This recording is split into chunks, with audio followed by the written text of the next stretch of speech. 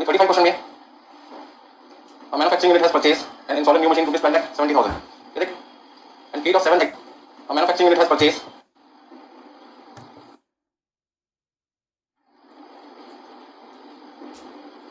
only 35 question में a manufacturing unit has purchased an installing new machine to be spent at 70,000. Correct? And fleet of 7 existing machine. और पहले से कितनी machine है? 7 machine है. New machine की जो लाइफ है वो 12 साल है और स्क्रैप वैल्यू आपके पास कितनी है? 70,000 पे. तो सबसे पहले बताइए डेप्रिसिएशन कितना है आपके पास में? 12,70,000 में से 70,000 माइनस किए 12 लाख और 12 से डिवाइड करने पर कितना आएगा? 1 लाख रुपए का डेप्रिसिएशन आएगा. बजटेड वर्किंग आवर्स है 2592 based on 8 hours per day for 324 days. कहते हैं एक साल में 324 दिन काम होता है और एक दिन में हम कितने घंटे काम करते हैं? 8 घंटे.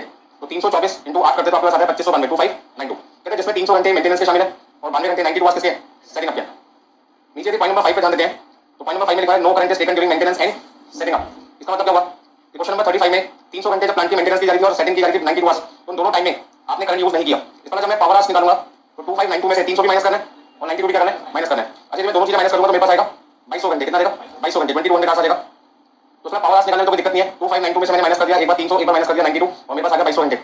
अच्छा क्वेश्चन के लास्ट में लिखा होगा कैलकुलेट मशीन रेट. आपको एमएचआर निकालना है और एक बार ये कहते हैं सेटिंग अप टाइम को अनप्रोडक्टिव मान के चलिए और एक बार सेटिंग अप टाइम को क्या मान के चलो? प्रोडक्टिव. अच्छा जब सेटिंग अप टाइम को अनप्रोडक्टिव मान के चलोगे तो तब 2592 में से 300 को माइनस करने का मेंटेनेंस का, क्योंकि मेंटेनेंस के दौरान हम मान के चलते कोई काम नहीं हुआ. इसका मतलब पहले केस में यदि मैं सेटिंग अप टाइम को 92 आवर्स को अनप्रोडक्टिव मान के चलता हूं तो 2592 में से मुझे 300 भी माइनस करना है और 92 भी क्या करना है? माइनस करना है. लेकिन यदि केस नंबर बी की बात करते हैं जहां पे कहते हैं सेटिंग अप टाइम को प्रोडक्टिव मान के चलो तो फिर उस केस में मुझे 300 को माइनस करना है लेकिन 92 माइनस करने की जरूरत नहीं है. तो क्वेश्चन नंबर 35 में सबसे पहले मैं आपको क्या बताना चाहता हूं कि जब मैं प्रोडक्टिव मशीन आवर्स निकालूंगा तो मुझे दो बार निकालने पड़ेंगे प्रोडक्टिव मशीन आवर्स. एक बार 92 आवर्स को अनप्रोडक्टिव मान के चलना है और एक बार 92 आवर्स को प्रोडक्टिव मान के चलना है. दूसरा पॉइंट जब पावर आवर्स निकालूंगा तो 2592 में से 300 घंटे भी माइनस करना है और 92 घंटे भी करने माइनस करने. तो देखिए बराबर से 35 क्वेश्चन है. दो चीजें मैंने आपके लिए पहले से करके रखी हुई है. एक प्रोडक्टिव मशीन आवर्स जहां पर मैं सेटिंग अप टाइम को अनप्रोडक्टिव मान के चल रहा हूं तो मुझे 92 आवर्स भी करने पड़ेंगे माइनस. लेकिन यदि मैं सेटिंग अप टाइम को प्रोडक्टिव मान के चल रहा हूं तो मुझे माइनस करने की जरूरत नहीं. ये बात आपको पहले से भी पता है. अच्छा पावर आवर्स दोनों केस में सेम आएंगे, दोनों केस में सेम आएंगे क्योंकि दोनों ही केसेस में जो रिपेयर टाइम है और जो सेटअप टाइम है उसमें आपने करंट यूज नहीं किया. तो दोनों केस में पावर आवर्स 2200 घंटे कितने आएंगे? 2200 घंटे. फटाफट से इसे नोट कर लीजिएगा.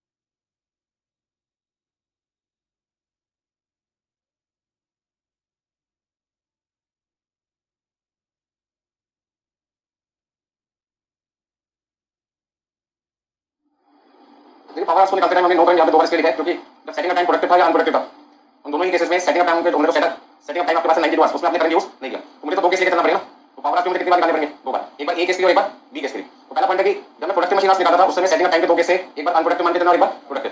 लेकिन जब मैं पावर आवर्स की बात कर रहा था तो सेटिंग अप टाइम के टाइम पर क्वेश्चन में साफ-साफ लिखा कि आपने कोई करंट यूज नहीं किया.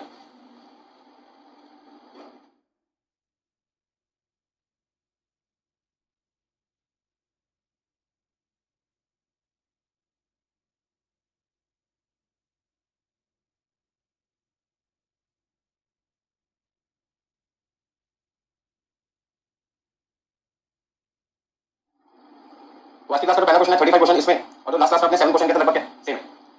तो सबसे पहले क्वेश्चन के अंदर आपके पास जो नया मशीन है वो 12,70,000 की है जिसकी लाइफ कितनी है?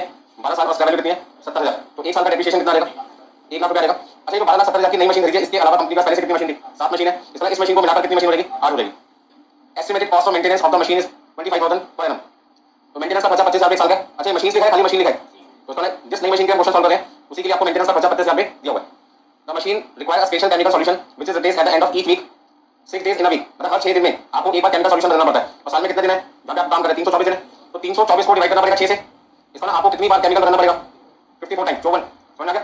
यदि हर 6 दिन में एक बार केमिकल बदलते हो 324 दिन काम क्या होता है, तो 324 को 6 से डिवाइड करके आपको पता लगाना पड़ेगा कितनी बार केमिकल रिप्लेस करना पड़ेगा। 54 टाइम्स 54 और उसको मल्टीप्लाई करना पड़ेगा किससे, 400 रुपए से। तो 54 को 400 से मल्टीप्लाई करके आपके पास केमिकल का खर्चा आ जाएगा 21,600। तो हम ये कह सकते हैं कि डेप्रिसिएशन हो गया 1 लाख रुपए, मेंटेनेंस का खर्चा आ गया 25,000 रुपए, केमिकल सॉल्यूशन का खर्चा आ जाएगा 21,600।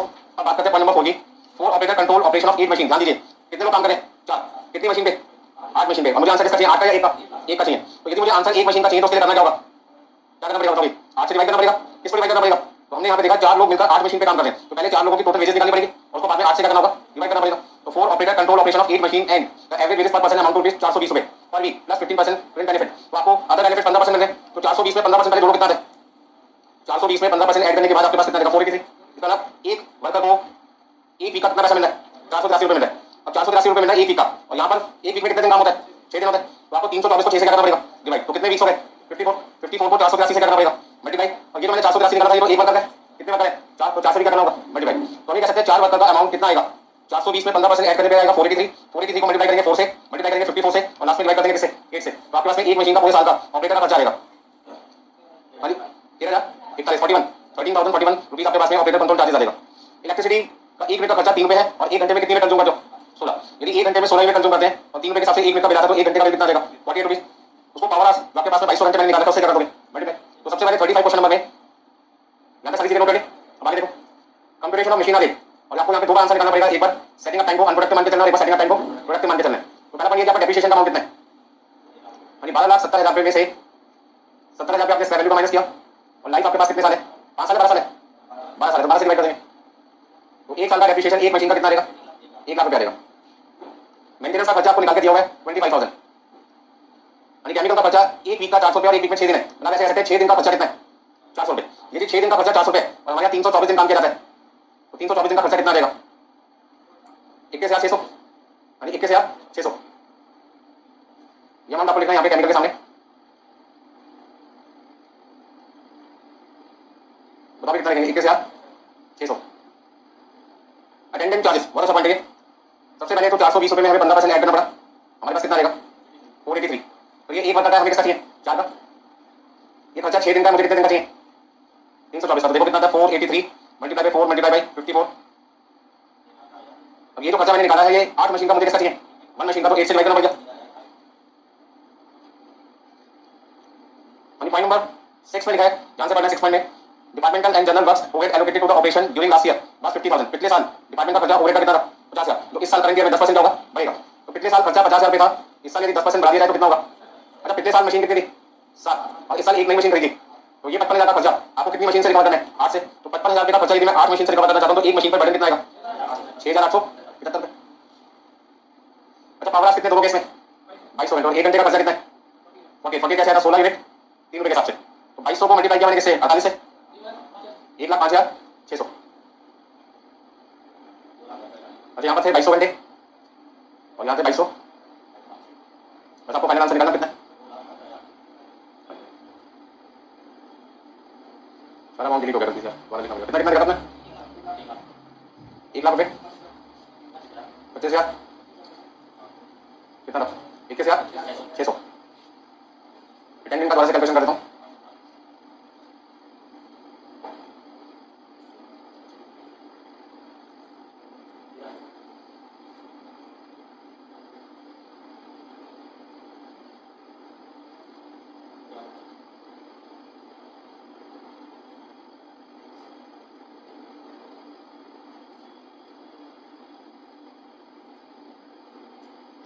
Six eight.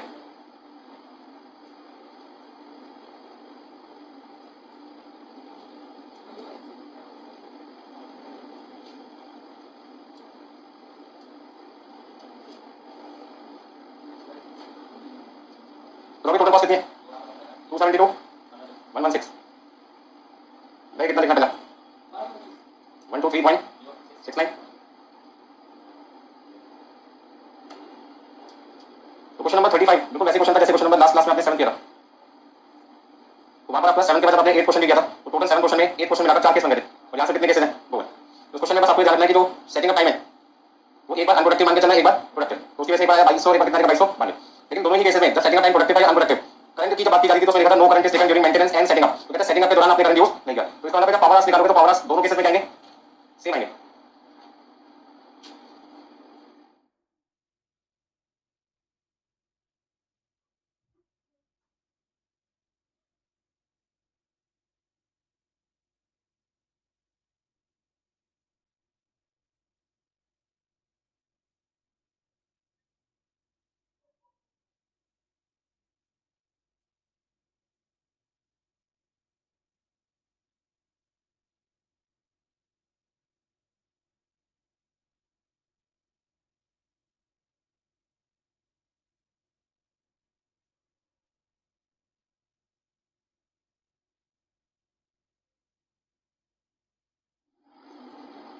देखिए नेक्स्ट क्वेश्चन नंबर आपका 10th 10 क्वेश्चन नंबर देखिए, क्वेश्चन नंबर 10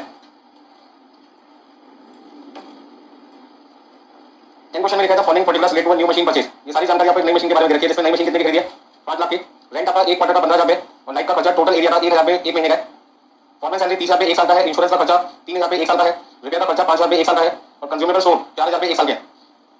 और आप 1 घंटे में 2 यूनिट कंज्यूम करते हैं और 100 यूनिट का बिल कितना है, 50 रुपए। यदि 100 यूनिट के 50 रुपए पे करते तो 1 यूनिट के कितने पे करते हैं, 50 पैसे। तो मतलब 1 यूनिट का खर्चा यदि 50 पैसे तो 2 यूनिट का खर्चा कितना हुआ, 1 रुपए। तो हम कह सकते हैं 1 घंटे मशीन के चलने पे पावर का खर्चा 1 घंटे का कितना आएगा, 1 रुपए। 2 यूनिट 50 पैसे से मल्टीप्लाई करके आ गया 1 रुपए। नीचे लिखा हुआ पैराग्राफ में मशीन की जो लाइफ है वो 10 साल है, और 10 साल बाकी कितने में बिक जाएगी, estimated value at end of 10 year 1 lakh रुपए। तो एसेट की लाइफ खत्म होने के बाद जितने रुपए में एसेट बिक जाएगी उस वैल्यू को हम क्या कहते हैं, स्क्रैप वैल्यू।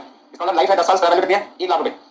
तो machine is expected to run 20,000 hours in its life time. क्या मतलब है कि जो मशीन है उसकी होल लाइफ कितने हैं, 20,000 घंटे। अब यहाँ पर इस क्वेश्चन में डेप्रिसिएशन निकालने के मेरे को दो तरीके, या तो मैं 10 से डिवाइड करूँ या फिर मैं 20,000 घंटे से डिवाइड करूँ। तो यदि मैं 10 से डिवाइड करूँगा 5 lakh minus 1 lakh 4 lakh divide by 10 तो 40 साल में डेप्रिसिएशन आएगा। दूसरा तरीका मेरे पास क्या है, यदि मैं 5 लाख में से स्क्रैप वैल्यू 1 लाख माइनस करूँ तो 4 लाख आएगा, 4 लाख को यदि 20,000 घंटे से डिवाइड किया जाए तो 1 घंटे का डेप्रिसिएशन कितना आएगा, 20 रुपए। तो यदि 1 घंटे का डेप्रिसिएशन 20 रुपए और 20,000 घंटे 10 साल में मशीन चलेगी तो 1 साल में मशीन एवरेज कितने घंटे चलेगी, 2,000। तो 2,000 घंटे को यदि मैं 20 से मल्टीप्लाई करता हूं तो भी डेप्रिसिएशन कितना आएगा, 40,000। इसका डेप्रिसिएशन निकालने के इस क्वेश्चन में दो तरीके। अब पॉइंट यहां पर याद है, यदि मैं 10 साल से डिवाइड करके डेप्रिसिएशन निकालता हूं तो मैं उसे कह सकता हूं स्टैंडिंग चार्जेस। और यदि मैं 20,000 घंटे से डिवाइड करके पहले 1 घंटे का डेप्रिसिएशन निकालूंगा 20 रुपए और बाद में उसे 2,000 घंटे से मल्टीप्लाई करूंगा तो वो कहां पे लिख सकता हूं, रनिंग में। इसका डेप्रिसिएशन लिखने के मेरे पास इस क्वेश्चन में कितने तरीके हैं, दो तरीके, या तो मैं स्टैंडिंग में लिखूं या फिर रनिंग। तो मैं यहां पर डेप्रिसिएशन कहां पे लिख के दिखा रहा हूं, रनिंग में। ठीक है, machine occupy 25% of total area. अब ध्यान से समझो इस टोटल एरिया का मतलब क्या है। क्वेश्चन में लाइफ क्या लिखा है, टोटल एरिया 1,000 रुपए पर मंथ। यदि 1 महीने का लाइफ का खर्चा 1,000 रुपए तो 12 महीने का कितना है, 12,000। 12,000 का कितना करना पड़ेगा, 25%, क्योंकि मशीन ने कितना एरिया ऑक्युपाई किया, 25%। तो मशीन के ऊपर लाइफ का जो बढ़ेगा कितना करना पड़ेगा, बोलो भाई, 25% डालना पड़ेगा। इसी तरीके से रैंक का बर्डन भी कितना आएगा, 25% आएगा। तो लाइफ का खर्चा भी 25% लेंगे, रैंक का खर्चा भी कितना लेंगे, 25%। Foreman devotes 1/6 of his time. अगर जो फॉरमैन का खर्चा मशीन पर डालेंगे तो 30,000 रुपए का हमें कितना करना पड़ेगा, 25% या 1/6, 1/6 करना पड़ेगा, क्योंकि फॉरमैन ने अपना टाइम 1/6 डिवोट किया मशीन पर। तो मशीन पर उसकी सैलरी का बर्डन 30,000 का 1/6 कितना आएगा, 5। तो सबसे पहले आप इस क्वेश्चन में क्या करोगे, फॉर्मेट बनाओ जिसमें आपको मशीन रेट निकालना न्यू मशीन के लिए। तो यहाँ पर मैं पावर को और डेप्रिसिएशन को दोनों को कहां पे दिखाऊंगा, रनिंग में। बाकी सारे खर्चे किसमें दिखाऊंगा, स्टैंडिंग में दिखाऊंगा।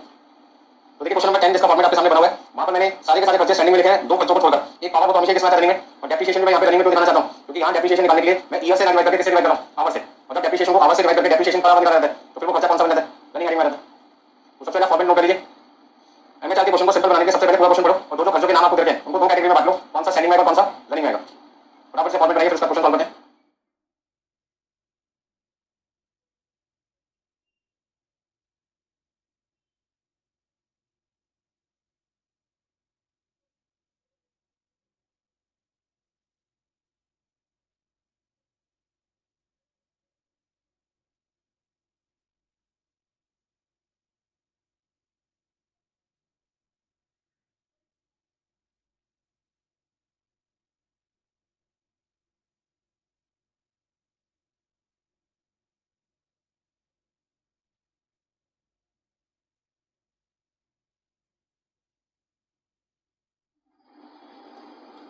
देखिए फॉर्मेट बनाने के बाद सबसे पहले हमने क्वेश्चन में पहला पॉइंट आपके पास मशीन जिसकी कॉस्ट है 5 लाख। तो 5 लाख रुपए में से सबसे पहले हमने स्क्रैप वैल्यू माइनस किया, और मशीन की जो लाइफ है वो 20,000 घंटे। तो 1 घंटे का डेप्रिसिएशन आएगा 20 रुपए। मतलब 20,000 घंटे मशीन की लाइफ है आवर्स में, और यदि ईयर्स की बात की जाए तो 10 साल है। इसका मतलब आप ये कह सकते हैं कि 10 साल में हमारी मशीन कितने आवर्स चलेगी। तो हम मान के चलते हैं 1 साल में एवरेज मशीन कितनी चलेगी, 2,000 घंटे। कैसे, 20,000 को हमने डिवाइड करके किससे, 10 से। अच्छा इस क्वेश्चन में कहीं पर भी सेटिंग टाइम नहीं है, रिपेयर टाइम नहीं है। तो जब सेटअप टाइम रिपेयर टाइम ना हो तो टोटल जो टाइम होता है वही आपका प्रोडक्टिव मशीन आप बन जाता है, और वही आपके पावर आवर्स बन जाते हैं।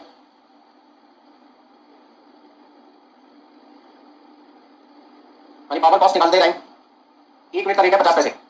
यदि 1 मिनट 50 पैसे की और 1 घंटे में 2 यूनिट कंज्यूम की जाती है तो 1 घंटे का बिल 1 रुपये आएगा, और 2,000 घंटे यदि हम मशीन को यूज करते हैं, चलाते हैं, ऑन करते हैं, तो हमारा बिल कितना आएगा, 2,000 रुपये आएगा। रेंट एक क्वार्टर का 15,000 रुपये। यहाँ पे ध्यान रखना हमारा बेस क्या है, एक मशीन है और एक साल है। तो यदि 15,000 को मैं एक साल में कन्वर्ट करना चाहता हूँ तो मुझे एक साल में 4 बटा होते 4 से मल्टीप्लाई करना पड़ा। तो मैं कह सकता हूँ पूरे साल का रेंट है 60,000, जिसमें हमने कितना एरिया ऑक्यूपाई किया 25%। तो मतलब मशीन पे रेंट का बर्डन कितना आएगा एक साल का 15,000 रुपये। लाइट का खर्चा कितना 1,000 रुपये एक महीने का, साल में 12 महीने होते हैं।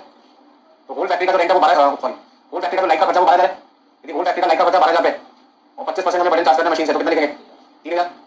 फॉरमैन की सैलरी कितनी है 30,000 रुपये पूरे साल की, और उसने अपना 1/6 टाइम मशीन पे डिवोट किया, तो 30,000 का 1/6 कितना आएगा 5,000। Insurance premium for the machine, insurance machine का ही दे रखा आपको, तो कुछ नहीं करना। Repair charges for the machine, machine का ही दे रखा आपको।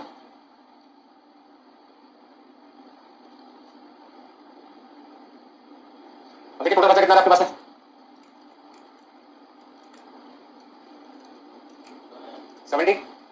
77,000 आ गया, और इसको आपने 2,000 से डिवाइड कर दिया। तो आप ये कह सकते हैं नई मशीन के चलाने पर एक घंटे का फैक्ट्री का खर्चा कितना आएगा उस मशीन की वजह से 38 रुपये 50 पैसे। तो 38 रुपये 50 पैसे नई मशीन को एक घंटे चलाने पर उस पर्टिकुलर मशीन का खर्चा फैक्ट्री का कितना है 38 रुपये 50 पैसे। बस समझ में आ गया। तो एमएचआर क्या बताता है, जिस मशीन पे प्रोडक्ट बना रहे हैं उस मशीन के एक घंटे के चलने की वजह से उस मशीन की वजह से फैक्ट्री का खर्चा एक घंटे का कितना है। वैसे फैक्ट्री का खर्चा तो बहुत ज्यादा होता है क्योंकि बहुत सारी मशीन होती है, पर मैं सिर्फ पर्टिकुलर मशीन का खर्चा निकाल रहा हूँ फैक्ट्री का एक घंटे चलने पर कितना आता है। तो जब भी आप एमएचआर निकालते हैं उसका मतलब है एक मशीन एक घंटे चले तो एक घंटे का फैक्ट्री का खर्चा कितना आएगा उस मशीन के चलने की वजह से। ताकि कस्टमर से मैं जो प्रोडक्ट बनाकर मार्केट में बेचूंगा तो उसी मशीन के पैसे उस प्रोडक्ट की कॉस्ट में जोड़ूंगा जिस मशीन से उस प्रोडक्ट को मैंने तैयार किया। बस समझ में आ गया। और मान लो मेरे पास 3 रूम है और मैं इस रूम में आपको बनाने का काम कर रहा हूँ, तो बनाने की जो कॉस्ट मैं चार्ज करूंगा आपसे वो कौन सा रूम की लूंगा, सभी के 40 पर्टिकुलर रूम की। इस रूम की जिसमें आपको सर्विस मिलेगी, बाकी रूम में किसी और सब्जेक्ट के लिए यूज कर रहा हूं तो वहां पे आपको जाएंगे आपको बेनिफिट नहीं मिलेगा, तो उस रूम का रेंट मैं आपसे चार्ज नहीं कर पाऊंगा। कोई दिक्कत है किसी को? अरे वो क्वेश्चन के नंबर लिखो बाद में करने वो कर लिया सबने। देखो ये फटाफट से क्वेश्चन नंबर कौन कौन से करना है। क्वेश्चन नंबर 3 आपके पास, क्वेश्चन नंबर 6 लिखते जाओ फटाफट से। 38 15 16 12 13 9 ज्यादा नहीं है, थोड़े से क्वेश्चन है। तो आज की क्लास सबसे बढ़िया क्वेश्चन की क्लास है, आप ऐसे कह सकते हो मतलब एमएचआर के बढ़िया क्वेश्चन आज की क्लास में। इतनी क्लास वाली क्लास से सिंपल क्वेश्चन है। क्वेश्चन नंबर 6 से सारे क्वेश्चन एकदम जबरदस्त चालू हो जाएंगे आपके। सबसे पहले क्वेश्चन नंबर 3 पे आते हैं। Third question number, from the following information related to machine Shylock install in a factory calculate the machine आदि। एक मशीन जिसे हम अपनी फैक्ट्री में इंस्टॉल करते हैं, हम जानना चाहते हैं कि उसे इंस्टॉल करने पर हमारा 1 घंटे का खर्चा कितना है। तो मशीन आदि निकालना हमारे को, जिसमें क्या लिखा हुआ है purchase price of machine with the scrap value 0 rupees 90,000। कहते हैं मशीन जो 90,000 की खरीदी है लेकिन उसकी स्क्रैप वैल्यू क्या है 0। तो चलो जब मैं डेप्रिसिएशन निकालूंगा तो स्क्रैप वैल्यू 0 कंसीडर करनी पड़ेगी। अच्छा इंस्टॉलेशन चार्जेस कितने 10,000, तो मशीन की टोटल कॉस्ट होगी 90,000 का 10,000 1 लाख रुपए। इसमें जब मैं डेप्रिसिएशन निकालूंगा तो कॉस्ट 1 लाख लेके चलूंगा और स्क्रैप वैल्यू 0 लेके चलूंगा।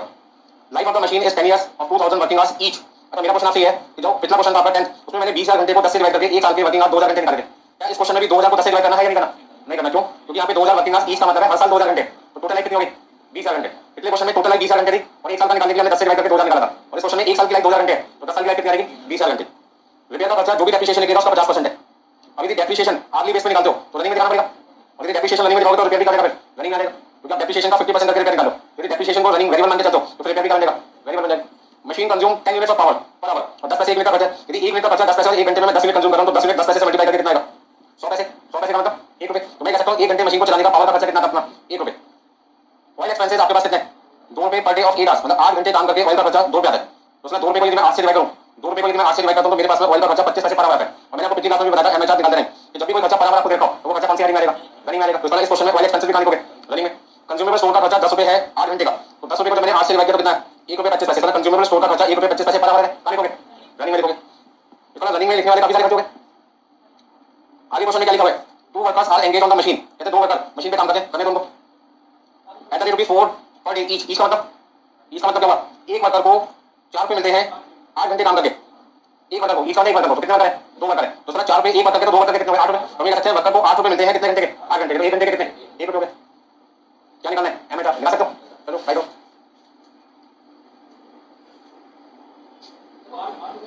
देखिए आपके ऊपर डिपेंड करता है कि डेप्रिसिएशन को स्टैंडिंग में दिखाना चाहते हो या रनिंग में दिखाना चाहते हो। यदि डेप्रिसिएशन 10 से डिवाइड करके निकालोगे तो वो फिक्स हो जाएगा स्टैंडिंग में आएगा, तो फिर रिपेयर भी किसमें आएगा स्टैंडिंग में आएगा। और यदि डेप्रिसिएशन को पर आवर में निकालोगे तो वो रनिंग में आएगा, तो फिर रिपेयर भी किसमें आएगा रनिंग में। तो आपका 2 ऑप्शन है। पिछले क्वेश्चन में मैंने डेप्रिसिएशन को बांध दिखाया रनिंग में, आप क्वेश्चन नंबर 3 में रनिंग में भी दिखा सकते हो, आप इसमें भी दिखा सकते हो स्टैंडिंग में। फाइनल आंसर पे कोई फर्क नहीं पड़ना, मार्क्स पे भी कोई फर्क नहीं पड़ना। तो यदि मैं डेप्रिसिएशन निकालते टाइम 10 से डिवाइड करता हूं तो फिर डेप्रिसिएशन का खर्चा मुझे स्टैंडिंग में दिखाना पड़ेगा और रिपेयर का खर्चा भी किसमें दिखाना होगा स्टैंडिंग में। तो देखिए क्वेश्चन नंबर 9 का जो क्वेश्चन नंबर 3 का जो फॉर्मेट मैंने बना रखा है, क्वेश्चन नंबर 3 का जो फॉर्मेट बना रखा है उसमें यदि मैं डेप्रिसिएशन को स्टैंडिंग मान रहा हूं तो मुझे मानना पड़ेगा कि जो मेरी कॉस्ट 1 लाख रुपए है वहां पे मैं डेप्रिसिएशन किससे डिवाइड करके निकालता हूं 10 से, तो 1 साल का डेप्रिसिएशन कितना आएगा 10,000। अच्छा 10,000 का 50% कितना आएगा। जरूरी है कि जैसा मैंने वैसे आप करें, आप चाहते हो दोनों खर्चे भी स्टैंडिंग से काम कर सकते हो रनिंग में, बट उस केस में आपको डिवाइड 10 की जगह किससे करना पड़ेगा 20,000 घंटे से। तो 1 लाख को 20,000 घंटे से डिवाइड करोगे 5 रुपए आएगा और 5 को फिर 2,000 से क्या करोगे मल्टीप्लाई, तभी आपका अमाउंट कितना आएगा 5 रुपए इनटू 10,000 5,000 5 रुपए आपके पास 1 घंटे का डेप्रिसिएशन और 2,000 से मल्टीप्लाई करोगे तो भी कितना आएगा आपका 10,000। मैं आपको समझाने कोशिश कर रहा हूँ कि डेप्रिसिएशन कैसे निकाल लो, ये मैटर करता है। आप उसे स्टैंडिंग में लिखना चाहते हो 10 साल से डिवाइड करो, और रनिंग में लिखना चाहते हो फिर आपको कैसे डिवाइड करना पड़ेगा 20 या घंटे से। तो पिछले क्वेश्चन में हमने डेप्रिसिएशन रनिंग में लिख दिया, इस पे कहां लिख दिया स्टैंडिंग, वहां पे निकालने के लिए मैंने 20 या घंटे से डिवाइड किया था, यहां पे मैंने कैसे डिवाइड किया 10 से। तो जैसा आप कैलकुलेशन करोगे उसके हिसाब से शो कीजिए, दोनों आंसर बिल्कुल ठीक है। अच्छा नेक्स्ट पॉइंट आपके पास में क्या है, लाइट का बचा 1 घंटे का कितना है 10 मिनट, 10 पैसे के हिसाब से 1 रुपए, और 2000 घंटे से मल्टीप्लाई कर दिया। वाई का खर्चा 2 रुपए डिवाइड बाई 8 घंटे, तो 1 घंटे का खर्चा 25 पैसे, तो 2000 घंटे का कितना देगा 500। यानी कंज्यूमेबल स्टोर का खर्चा 10 रुपए है 8 घंटे का, तो 1 घंटे का खर्चा 1 रुपए 25 पैसे, 2000 घंटे का कितना लिख सकते हैं। अटेंडेंट वेजेस 4 रुपए 1 वर्कर का, 2 वर्कर का कितना होगा 8 रुपए, 8 घंटे का, तो 1 घंटे का कितना आएगा 1 रुपए और 2000 घंटे का। अच्छा टोटल एक्सपेंसेस कितने लिखे बोलो भाई 22,000, 22,000 रुपए का खर्चा 2000 घंटों से रिकवर करना है, तो 1 घंटे की कॉस्ट कितनी आएगी 11 रुपए। अच्छा मैं आपको बार बार समझा रहा हूँ, मैं समझाने की कोशिश कर रहा हूँ कि डेप्रिसिएशन लिख रहे हैं स्टैंडिंग के काम पे भी लिख सकते हैं, रनिंग में भी लिख सकते हैं, उससे कोई फर्क नहीं पड़ना, बस उस केस में जब स्टैंडिंग का खर्चा खत्म हो जाएगा सारा, तो सारे खर्चे कौन सी एरिया में आ रनिंग में।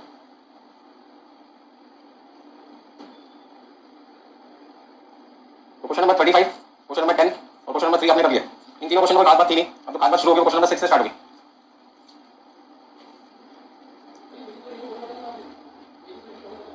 हमने यहाँ पे 2 घंटा काम करें ना, तो 2 घंटा मिलकर कितना रुपए लेते हैं आपसे 8 रुपए, कितने घंटे के 8 घंटे के, तो 1 घंटे का टोटल वेजेस का खर्चा कितना है 1 रुपए, तो 2000 घंटे का कितना हो गया 2000 टोटल लेंगे, क्योंकि जितने वर्कर मशीन पे काम करते हैं पैसे तो सबको देने पड़ेंगे ना। यदि मशीन पे 2 वर्कर काम कर रहे हैं तो 2 के पैसे देंगे, 4 काम करेंगे तो 4 को देंगे, ठीक है ना। अब जैसे बस है उसे चलाने के लिए 1 ड्राइवर की जरूरत पड़ती है, तो 1 ड्राइवर के पैसे देंगे, लेकिन जब ट्रेन की बात आती है तो ट्रेन में नॉर्मली कितने ड्राइवर होते हैं 2 होते हैं, ठीक है ना, क्योंकि ट्रेन का डिस्टेंस ज्यादा था, कोई बंदा सो गया तो एक्सीडेंट होने के चांसेस हैं ज्यादा, तो दूसरा बंदा से बात में लगा रहता है, सोने नहीं देता ना, कुछ होता है ना दूसरे को सोने देता है, तो वहां पे ट्रेन वालों ने क्या सोचे 2 लोगों का है कि भाई एक्सीडेंट को रोकने का आसान तरीका क्या 2 लोग होगा, ये कोई गलती करा दूसरा से क्या करेगा चलेगा, तो जहां पे रिस्क ज्यादा इन्वॉल्व होता है वहां पे हमने ड्राइवर कितने दे दो आसान नहीं। तो कहने का मतलब ट्रेन के केस में ड्राइवर नॉर्मली कितने होते 2, तो फिर उसे चलाने का खर्चा जो आएगा वो कितने ड्राइवर की वजह से आएगा 2 आएगा। यदि बस की बात करें तो 1 ड्राइवर होगा 1 कंडक्टर होगा, तो वहां पर हमें ड्राइवर के पैसे अलग देने पड़ेंगे कंडक्टर के अलग, और यदि 2 कंडक्टर के आगे वाले के अलग पीछे वाले के अलग, तो ड्राइवर का 1 का आएगा कंडक्टर का 2 का आएगा। तो ये क्वेश्चन में वैरी करता है कि क्या इन्फॉर्मेशन आपको देती है, तो यदि आपको अटेंडेंट का मतलब जो मशीन को लोग आप कर देख रहे हैं वो 2 है तो 2 के पैसे देने पड़ेंगे, 4 तो 4 देने पड़ेंगे, 3 है तो 3 है, 1 है तो 1 है, बिल्कुल टोटल वर्कर के पैसे आपको यहाँ पर देने। अब देखिए सिंपल क्वेश्चन की कहानी तो खत्म हो गई, मेन क्वेश्चन यहाँ से आज की क्लास में शुरू होते हैं, क्वेश्चन नंबर 6 से करिए शुरू।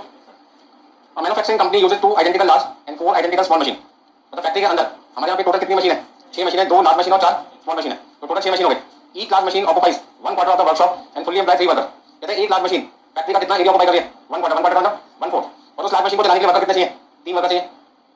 Each small machine occupy half the space of large machine, जितना एरिया लार्ज मशीन को चाहिए वो 1/4 है, उसका आधा, तो 1/4 आधा कितना होता है 1/2 या 1/8 1/8, तो उसका 1/8 एरिया किसको चाहिए स्मॉल मशीन को, और कितने वर्कर चाहिए उसको चलाने के लिए 2 वर्कर चाहिए। तो हम ये कह सकते हैं एक लार्ज मशीन को चलाने के लिए हमें चाहिए 3 वर्कर, और एक स्मॉल मशीन को चलाने के लिए वर्कर कितने चाहिए 2। Each of 6 machine is estimated to work 1440 hours per annum, मतलब हर एक मशीन एक साल में एस्टिमेटेड कितने घंटे चलेगी 1440 घंटे। While the effective working life is taken as 10000 working hours for each large machine and 9000 working hours for each small machine, कहते हैं बड़ी मशीन को यदि आप होल लाइफ चलाते हैं तो 12000 घंटे चला सकते हैं, और स्मॉल मशीन को कितना 9000 घंटे। बड़ी मशीन की स्क्वायर वैल्यू कितनी है और कॉस्ट कितनी है, कॉस्ट 20,000 स्क्वायर वैल्यू कितनी है ढूंढनी पड़ेगी, तो लार्ज मशीन की कॉस्ट 20,000, स्मॉल मशीन की कॉस्ट कितनी है 4000, लार्ज मशीन की स्क्वायर वैल्यू 40,000 है और स्मॉल मशीन की स्क्वायर वैल्यू कितनी है 100 रुपए। तो बहुत सारी चीजें लिखी है, तो दो इन्फॉर्मेशन देखिए उसको लिख लेते हैं पहले। तो क्वेश्चन नंबर 6 में हम सबसे पहले गए अपनी फैक्ट्री में जहां पर हमारे पास कितनी मशीन है 6 मशीन है, ये हमारा टोटल एरिया, हमने इस एरिया को ये कितना हो गया 1/4 हो गया ना, 40 से बात तो 1/4 हो गया। कहते हैं एक लार्ज मशीन के लिए कितना एरिया चाहिए, यदि मैं लार्ज मशीन की बात करता हूँ 1 लार्ज मशीन उसके लिए मुझे कितना एरिया चाहिए 1/4 एरिया चाहिए। और यदि मैं स्मॉल मशीन की बात करूँ तो स्मॉल मशीन के लिए एरिया कितना चाहिए जितना लार्ज मशीन का एरिया उसका, तो मैंने आधा कर दिया, तो समझ 1 स्मॉल मशीन के लिए आपको एरिया कितना चाहिए बस समझ। कहते हैं एक लार्ज मशीन को चलाने के लिए आपको वर्कर कितना चाहिए, और एक स्मॉल मशीन को चलाने के लिए आपको वर्कर कितना चाहिए। एक लार्ज मशीन की कॉस्ट कितनी है 20,000 और स्क्वायर वैल्यू 40,000। ऐसे स्मॉल मशीन की यदि बात की जाए तो कॉस्ट कितनी है 40,000 और स्क्वायर वैल्यू कितनी है 100 रुपये। और लार्ज मशीन की लाइफ कितनी है 12,000 घंटे और स्मॉल मशीन की लाइफ कितनी है 9,000 घंटे, ऐसे लिखा ना कुछ। अच्छा जितना अभी तक हमने पढ़ा उसे हमने इस तरीके से लिख दिया। अब आगे बढ़ते पहले 2 पैराग्राफ की कहानी तो खत्म हो गई। अच्छा लार्ज मशीन कितनी है 2, तो ये जो इन्फॉर्मेशन एक लार्ज मशीन के वैसे इन्फॉर्मेशन किसकी होगी दूसरी लार्ज मशीन की, ये जो इन्फॉर्मेशन मैंने एक स्मॉल मशीन की लिखी है ऐसी कितनी स्मॉल मशीन होगी 4 टोटल, एक या 3 और होंगी।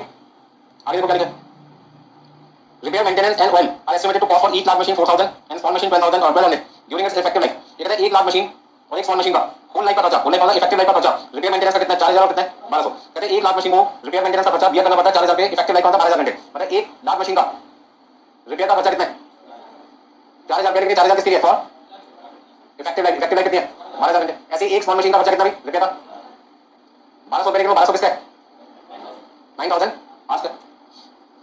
पावर कंजम्पशन कॉस्ट 5 पैसे per unit and amount for a large machine 20 units और स्मॉल मशीन कितनी है 2 यूनिट। कहते हैं 1 लाख मशीन को चलाने पर, 1 लाख मशीन को चलाने पर आपका पावर का खर्चा कितना है घंटे का, बोलो भाई। यानी 5 पैसे 1 मिनट का है और कितनी मिनट है 20 मिनट है, तो 5 पैसे को यदि मैं 20 से मल्टीप्लाई करता हूं तो 100 पैसे आता है, 100 पैसे का मतलब 1 रुपये। तो पावर का खर्चा पर आवर आपके पास 1 रुपये, यहाँ पर कितना आ जाएगा, यहाँ पे आप कितनी यूनिट कंज्यूम कर रहे हो 2 यूनिट, 5 पैसे के हिसाब से 10 पैसे हो गए।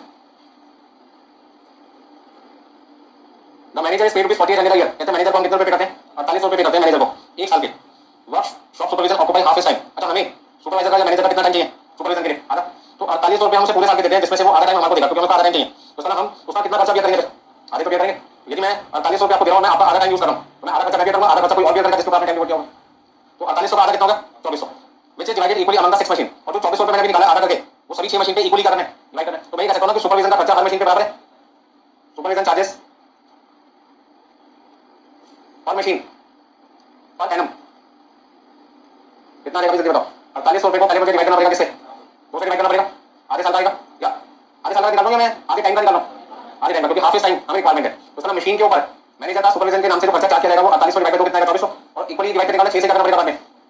तो हम ये कह सकते हैं हर एक मशीन पे सुपरविजन का खर्चा 1 साल का कितना है 400 रुपए। किसी को कोई डाउट है दोबारा सुनना, सिंपल सी बात है। 4800 रुपए 1 साल के, जिसमें से मैं आधा टाइम मैनेजर का सुपरविजन के लिए यूज करना चाहता हूं, तो सुपरविजन चार्जेस का खर्चा मशीन पे कितना बना जाएगा, जितना मैंने मैनेजर को यूज किया कितना यूज किया आधा, तो 4800 का आधा कितना आएगा 2400, और 2400 का बर्डन सभी मशीन पे बराबर बांटना है। बराबर का मतलब क्या, इसे डिवाइड कर दो, तो हर एक मशीन पे 1 साल का सुपरविजन का खर्चा कितना आएगा 400 रुपए आएगा। अब आगे देखो क्या लिखा है,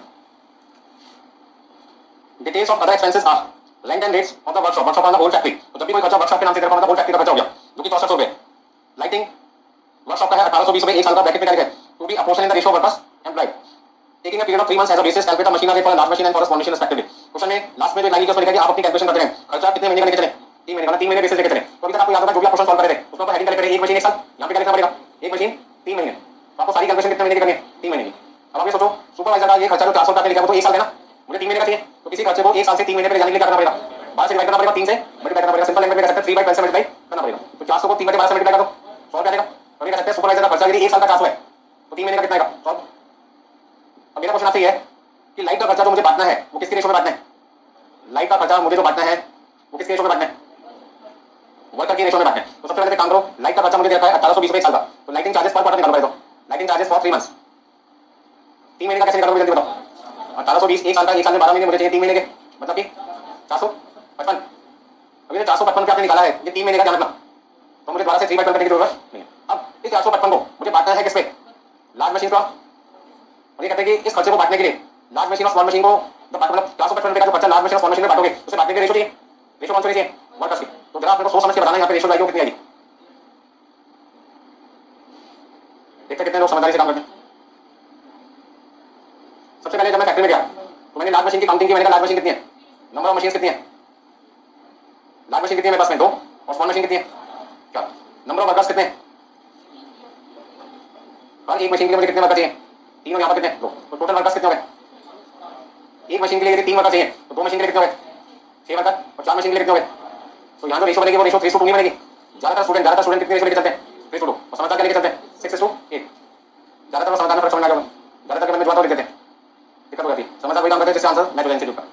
अच्छा 3:2 लेने में गलती क्या होगी, 3:2 लेने में गलती होगी कि 455 रुपए का जो लाइट का खर्चा है वो 2 लार्ज मशीन का और 4 स्मॉल मशीन का 6 मशीन का है। अब इसे ऐसे समझो 455 रुपए का खर्चा कितने महीने का है 3 मंथ एंड 6 मशीन। अब इसे ऐसे समझो कि ये खर्चा 3 महीने का कितनी मशीन का 6 मशीन का। यदि खर्चा 6 मशीन का तो रेशो भी तो किसके चाहिए 6 मशीन के चाहिए, और 6 मशीन के रेशो निकालने के लिए हमने क्या किया, एक लार्ज मशीन में यदि हमें 3 वर्कर चाहिए तो 2 में चाहिए 6, और यदि एक स्मॉल मशीन में 2 वर्कर चाहिए तो 4 में कितने चाहिए 8। तो ये तो रेशो निकले 6:8। ये कितनी मशीन के लिए 6 मशीन की, खर्चा 6 मशीन का तो रेशो भी किसके में चाहिए 6 मशीन, सिंपल सी बात है। तो यहाँ पे आपकी जो रेशो आएगी वो कितना है 6:8। 6:8 का मतलब क्या हुआ 3:4। तो आप इसे 3:4 के रेशो में क्या करो बांटो। अच्छा मैं 3:4 के रेशो में से बांटूंगा, मतलब 6:8 का 3:4, तो बताओ अमाउंट आएगा वो कितना आएगा, जरा बताना कितना आएगा। 455 को 6:8 के रेशो में बांटो 195 और 260। अब मैं जब आंसर निकालूंगा तो मुझे आंसर किसका बोला 2 लार्ज मशीन का या 1 लार्ज मशीन का। क्वेश्चन के लास्ट में एमएचआर निकालते हैं, मुझसे क्या आ गया calculate MHR for 1 large machine and 1 small machine. 1 लिखा है लास्ट से पहले क्या लिखा है। अब तो लार्ज मशीन वाला 1 लार्ज मशीन, इसका मतलब ये होगा कि 165 रुपए खर्चा वो कितनी मशीन का है 165 रुपए कितनी मशीन का था 2 मशीन का था, क्योंकि लार्ज मशीन कितनी है 2 है, और स्मॉल मशीन कितनी है तो उसका 265 रुपए का खर्चा कितनी मशीन का है, तो 4 से क्या करना पड़ेगा डिवाइड करना पड़ेगा। निकालना बढ़िया क्वेश्चन शुरू होगा क्या भैया, मतलब जहाँ पे कैलकुलेशन में दिमाग खराब होगा आपका। थोड़ा फिर सोचो 1820 1420 रुपये खर्चा लाइट का एक साल का था, मुझे कितने महीने का चाहिए? 3 महीने का, तो मैंने निकाल दिया 455 रुपये। और 455 में नाम दे दिया खर्चा 3 महीने का, कितनी मशीन का? 6 मशीन का। तो 6 महीने जो 6 मशीन है उसमें वर्कर की रेशियो आ गया 6:8, तो मैंने 455 को 6:8 में डिवाइड किया, 195 कितना आएगा? 260। बाद में पता चला कि जो 195 रुपये का खर्चा वो कितनी लाख मशीन का है? 2 का। मुझे किसका चाहिए? 1 का। तो 1 का निकालने के लिए कितना लिखूं? 97.50। और यहाँ पर एक स्मॉल मशीन का कितना आएगा? 60। तो यदि आपसे इस क्वेश्चन में पूछा जाए लाइट का खर्चा 1 लाख मशीन का कितना, तो आप क्या बोलोगे? 97.50। और स्मॉल मशीन का 65। नोट करो फटाफट से, ये बहुत कुछ निकालना है यहाँ पे।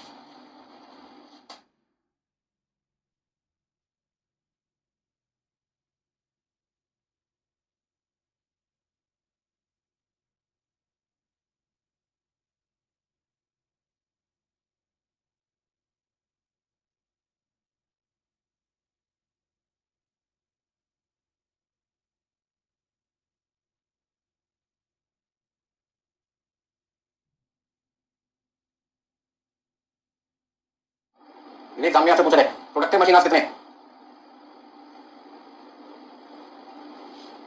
एक मशीन के 3 महीने के। तो क्वेश्चन में एक लाइन मैंने पढ़ी थी जहां पे लिखा था कि हर एक मशीन 1440 घंटे चलती है एक साल में। तो मुझे तो 3 महीने का आंसर चाहिए, तो मैं कह सकता हूँ कि हर एक मशीन चाहे वो लार्ज हो या स्मॉल हो 3 महीने में कितने घंटे प्रोडक्शन करती है? 360। क्योंकि पूरे क्वेश्चन में कहीं पर भी सेटअप टाइम नहीं देखा, ना ही आपके पास में रिपेयर टाइम है। तो टोटल टाइम ही आपका प्रोडक्टिव टाइम माना जाएगा, यही आपका पावर आवर्स माना जाएगा। तो जो माइनस करने के लिए कुछ होता ही नहीं है, तो जहां से आप स्टार्टिंग करते हैं वही आपका फाइनल आंसर बन जाता है। कोई 10 रुपये घर से लेके चले, रास्ते में कुछ खर्चा ही नहीं किया, ना कुछ खोया ना कुछ पाया, तो जब घर में से निकले 10 रुपये लेके और इंस्टीट्यूट में मैंने पूछा कितने पैसे आपका, तो क्या होगा बिना सोचे समझे? सर 10 ही है, सोचने की जरूरत नहीं है। जब जेब से कुछ निकाला नहीं, जेब में कुछ डाला नहीं, तो जितना जेब में पहले से था उतने रहेगा ना। सिंपल सी बात है। यदि कुछ माइनस नहीं कर रहे, कुछ 10 नहीं कर रहे, तो जो चीज शुरू में थी वो चीज आपकी एंड में होगी। पच्चीस, हाँ रिपेयर भी देंगे। नहीं रिपेयर का खर्चा देखा, रिपेयर का टाइम नहीं देखा आपको, तो जब तक टाइम नहीं देखा कितना लेके चलेंगे? माइनस करने के लिए होना तो चाहिए ना, तो इन्फॉर्मेशन नहीं आपके पास, तो इसका रिपेयर का टाइम ऑलरेडी क्या रखा आपने? माइनस कर नेट आपको देखा, तो जब कोई चीज नेट देखा तो सोचने की जरूरत आपको।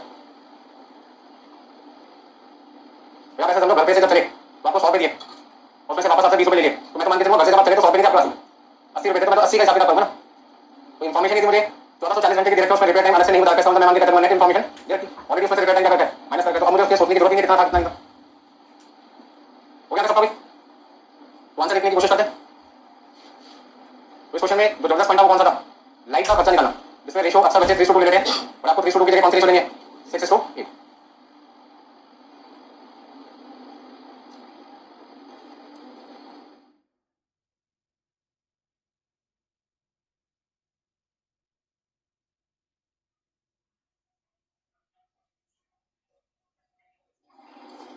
अच्छा क्या आप मुझे इस क्वेश्चन में बता सकते हो कि कौन कौन से खर्चे मुझे स्टैंडिंग में लिखना, कौन कौन से रनिंग में लिखने?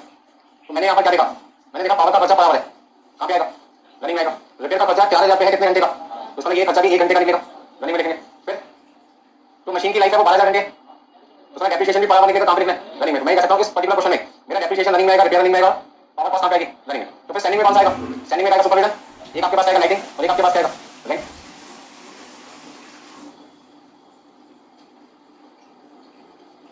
ठीक है भाई सबने? देखो भाई सबसे पहले सॉल्यूशन में हमें यहाँ पे निकालना है मशीन आगे, और मशीन आगे मुझे क्वेश्चन में 2 बार निकालना है क्योंकि हमारी फैक्ट्री में लार्ज मशीन भी यूज हो रही है और हमारी फैक्ट्री में स्मॉल मशीन। हो सकता है किसी प्रोडक्ट को बनाने में दोनों मशीन का इस्तेमाल होता, तो वो प्रोडक्ट जो मैं कस्टमर को बेचूंगा उसमें मेरे को फिर लार्ज मशीन के पैसे भी चार्ज करने पड़ेगा, स्मॉल मशीन के पैसे भी चार्ज करने पड़ेंगे। तो मैं कितना पैसा लार्ज मशीन का कितना स्मॉल मशीन का चार्ज करूंगा ये मैं तभी बता सकता हूँ जब मुझे पता चलेगी 1 घंटे लार्ज मशीन के चलने का खर्चा कितना है और 1 घंटे स्मॉल मशीन का चलने का खर्चा कितना है। तो यहाँ पे हमारा बेस क्या है? एक मशीन कितने महीने? 3 महीने, और 3 महीने में हमारा जो टाइम है वो कितना है? 360 घंटे। समझ में कैसे निकाला था 360? 1440 को 3/12 से क्या किया था? मल्टीप्लाई किया था। फिर से समझा देता हूँ, 1440 घंटे एक साल के हैं, मुझे चाहिए 3 महीने के। अब एक साथ लिखना आंसर पहले मैं समझा देता हूँ आपको। सबसे पहले हम बात करते हैं डेप्रिसिएशन की। डेप्रिसिएशन निकालते हैं हमारी कॉस्ट कितनी थी लार्ज मशीन की? हमारी लार्ज मशीन की कॉस्ट कितनी थी? 20,000। स्क्वायर वैल्यू कितनी है? 4,000। और लाइफ कितनी है?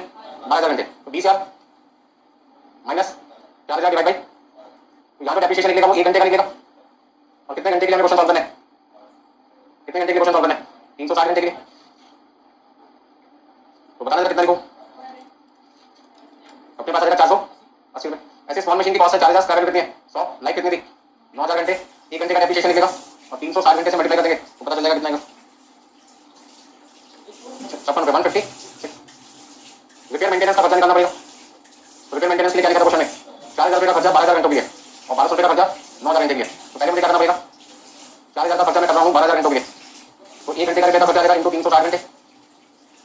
ऐसे 1,200 रुपये का खर्चा मैं कर रहा हूँ 9,000 घंटे के लिए, तो 1 घंटे के लिए कितना और 360 के लिए कितना? बताओ जल्दी। पहले 120 रुपये 48 48 480 खाली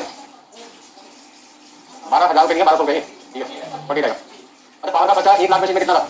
1 लाख मशीन में पावर का खर्चा 20 रुपये 5 पैसे के हिसाब से 100 पैसे 100 पैसे वाला 1 रुपये और यहाँ पे 10 पैसे, 1 रुपये को 360 से मल्टीप्लाई किया और यहाँ 10 पैसे को 360 से मल्टीप्लाई किया। कोई दिक्कत? तो जब कोई चीज आर्ली बेसिस पर निकालते हैं तो मैंने कौन सी हेडिंग में लिख दिया? रनिंग में लिख दिया। अब रेंट की बात करते हैं। रेंट के बारे में जान से पहले क्या लिखा है? Rent and rates of the workshop, मतलब होल फैक्ट्री। होल फैक्ट्री का जो रेंट है वो 6400 रुपये, 6400 रुपये 1 साल का है। सबसे पहले मुझे क्वेश्चन में आंसर कितने महीने का चाहिए? 3 महीने का बेस लेके आंसर चाहिए। तो 6400 रुपये रेंट आपको देना पड़ता है 1 साल का। तो मुझे ये बताओ 3 महीने का रेंट आपको कितना देना पड़ता? 1600 रुपये। बताओ इसे ऐसे समझो, ये तो आपको फैक्ट्री दिखाई दे रही है, ये पूरी की पूरी फैक्ट्री है। इस पूरी फैक्ट्री का जो रेंट है वो 1 साल का 6400 रुपये। तो पहले मैंने क्या कहा? 3 महीने का निकाल दिया। मैंने कहा इस फैक्ट्री का जो रेंट है 3 महीने का वो कितना है? 1600 रुपये 3 महीने का रेंट। अब लाख मशीन ने कितने की ऑक्यूपाई किया? तो 1600 रुपये का खर्चा तो होल फैक्ट्री का ना।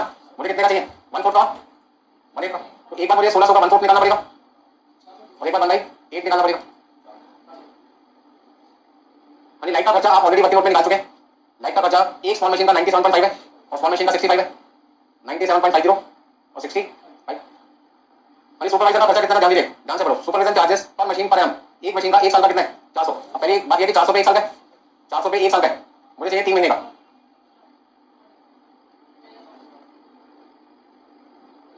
अच्छा एक बात पूछना चाहता हूँ आपसे कि 400 रुपये को मैंने 2 से क्यों डिवाइड किया? 2 मशीन थी तो।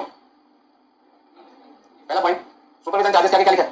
तो ये खर्चा पहले किसका निकल चुका है? एक मशीन का। और जब कोई खर्चा एक मशीन का निकल जाता है तो उसे एक मशीन बनाने की जरूरत पड़ी है, तो पहले किसका है? एक का। तो हमने यहाँ पे 2 से डिवाइड किया था लाइट के केस में, क्योंकि 195 रुपये जो लाइट का खर्चा था वो कितनी मशीन का था और मुझे किसका चाहिए था? तो कहने का मतलब क्या हुआ? यदि कोई खर्चा 2 मशीन का और एक का चाहिए तो 2 से डिवाइड करना पड़ेगा। लेकिन यदि कोई खर्चा एक ही मशीन का है और एक का चाहिए तो फिर तो एज इट इज लिखोगे ना। बात समझ में आ गई? तो जब कोई चीज 2 या 2 से ज्यादा मशीन का होता है और एक मशीन का निकालना होता है तो फिर क्वांटिटी से डिवाइड करना पड़ता है कि नंबर मशीन कितनी है। लेकिन यदि कोई खर्चा पहले आपने एक मशीन का निकाल लिया तो फिर आपको बाद में नंबर मशीन से डिवाइड करके एक मशीन का आंसर निकालने की जरूरत नहीं। यदि कोई डाउट है तो पूछना तो बोलिए। अब सारे खर्चे ऐड करने के बाद आपको सिर्फ क्या करना है? टोटल बताना कितना कितना, जल्दी बताइए भाई। 1557 रुपये 50 पैसे को हमने डिवाइड कर दिया 360 घंटे से, तो अपने पास आ जाएगा 4.326 आ रहा है। तो 4.326 को हमने राउंड अप करके लिख दिया 4.33। ऐसे ही इधर का टोटल खर्च आएगा 605 रुपये और 605 रुपये को हमने डिवाइड कर दिया किससे? 360 घंटे से, तो 1 घंटे का खर्चा आएगा 1.680, तो 680 लिख दिया हमने। तो यदि किसी प्रोडक्ट को बनाने में लार्ज मशीन का यूज आप 1 घंटे के लिए करते हो तो आप कहोगे हमारा खर्चा 1 घंटे का कितना था? 4 रुपये 33 पैसे। और यदि स्मॉल मशीन का यूज करते हो 1 घंटे के लिए तो हम कहेंगे 1 घंटे का खर्चा स्मॉल मशीन का कितना आएगा? 1 रुपये 80 पैसे। अब प्रोडक्ट को बनाने के लिए कितनी लार्ज मशीन यूज हुई है, कितनी स्मॉल मशीन है, कितनी देर यूज हुई है, सारी चीजें आपको ढूंढनी पड़ेगा। तो एक प्रोडक्ट बनाने में मान लीजिए फॉर एग्जाम्पल क्वेश्चन को आगे बढ़ाता हूँ अपनी तरफ से, तो कहते हैं जो प्रोडक्ट आप बना रहे हो, एक प्रोडक्ट आप बना रहे हो, उस प्रोडक्ट को बनाने में आपने लार्ज मशीन का भी यूज किया, स्मॉल मशीन का भी यूज किया। लार्ज मशीन आपने 10 घंटे यूज किया और स्मॉल मशीन आपने 20 घंटे यूज किया। बताइए ओवर का खर्चा प्रोडक्ट को बनाने में कितना आएगा? तो क्या कहोगे? 10 घंटे को मल्टीप्लाई करोगे किससे? 4 रुपये 33 पैसे से और 20 घंटे को मल्टीप्लाई करोगे किससे? 1 रुपये 80 पैसे से। यहाँ पे आपका 43.30 आएगा और यहाँ पे 1.68 इंटू 20 33 रुपये 60 पैसे। दोनों को ऐड करने पे ओवर का खर्चा कितना आएगा? फैक्ट्री ओवर का खर्चा प्रोडक्ट से कितना चार्ज करोगे? 76.90। समझ में? इसको निकालने का पर्पस क्या होता है ना? तो फैक्ट्री में जितनी मशीन आई थी सारी की सारी मशीन सेम है, तो फिर तो एक ही मशीन का आंसर निकालो सबका क्या होगा? सेम होगा। लेकिन यदि अलग अलग तरीके की मशीन है तो फिर आपको जितनी भी मशीन अलग अलग होगी सबका मशीन आंसर निकालना होगा, अलग अलग निकालना होगा। रिपीट करनी बात कोई? फटाफट से नोट कीजिए और किसी भी वर्किंग आउट में अगर कोई डाउट आपको कैलकुलेशन में मुझसे पूछ सकते हैं।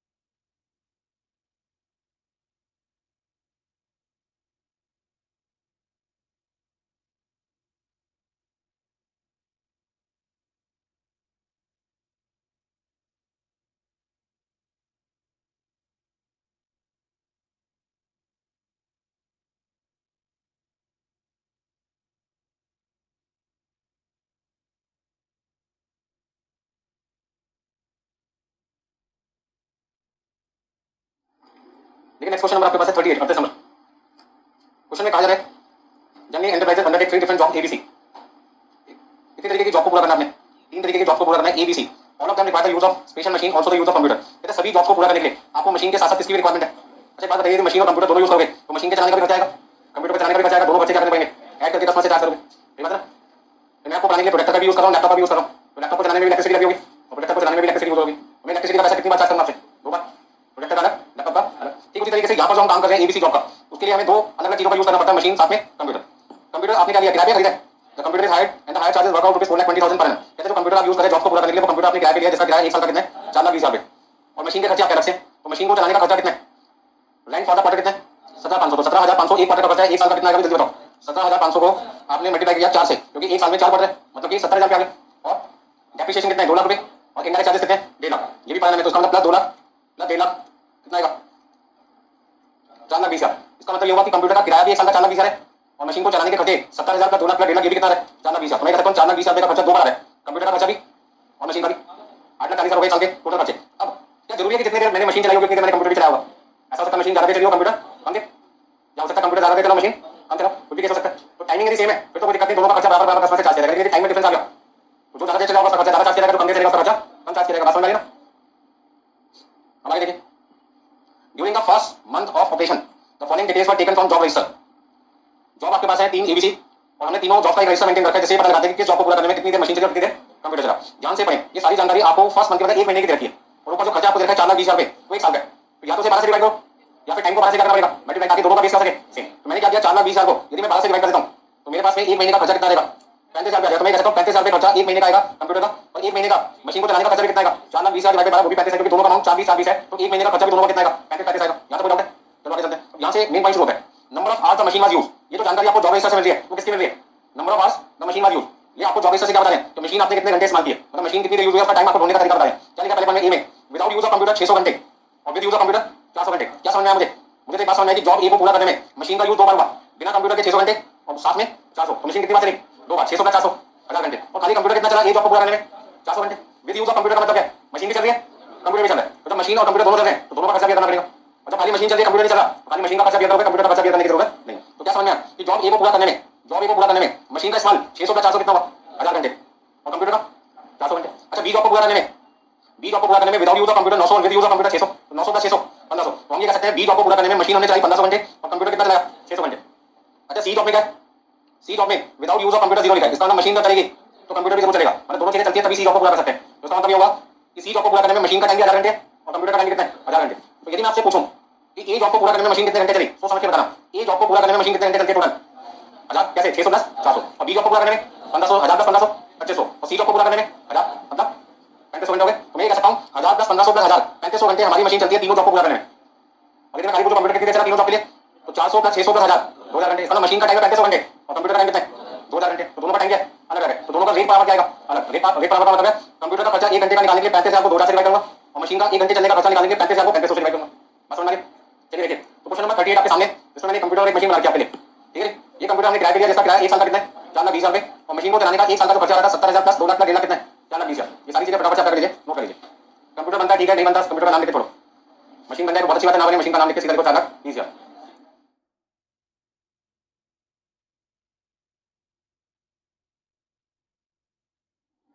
अब ऐसे मान लीजिए आपके घर में कोई गेस्ट आ जाता है तो आप उसे कोल्ड ड्रिंक देते हो, साथ में से क्या देते हो?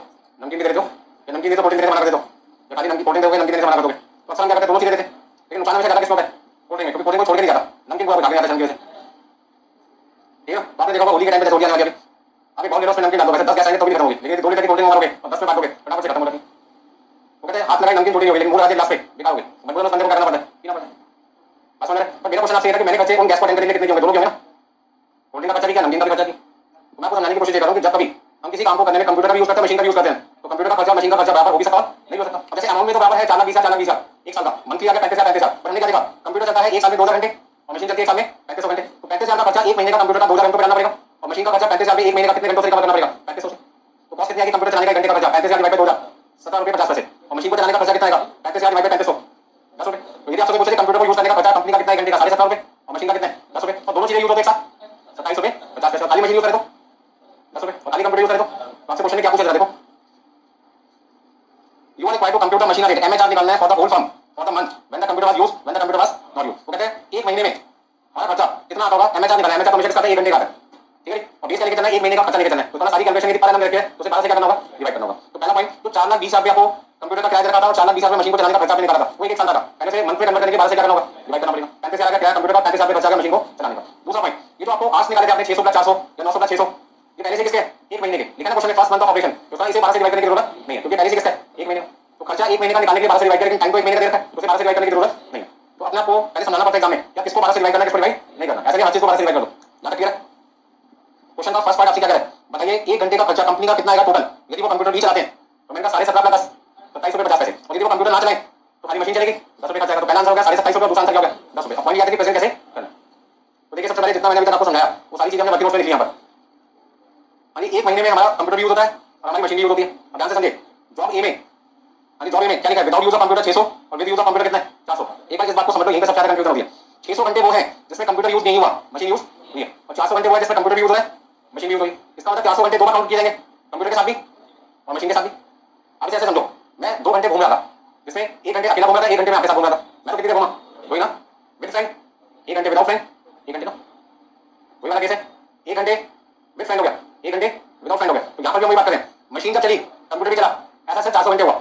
मशीन चली 600 घंटे लेकिन उसमें कंप्यूटर क्या था, बंद था। तो उसमें कंप्यूटर केवल 400 घंटे चला, मशीन चली 600 में 400 कितने 1000 घंटे। तो जॉब किसी को रिपीट करना है, थोड़ा सोचो। विदाउट यूज ऑफ कंप्यूटर का मतलब क्या होता है, कंप्यूटर यूज नहीं हो रहा बट मशीन तो यूज हो रही है।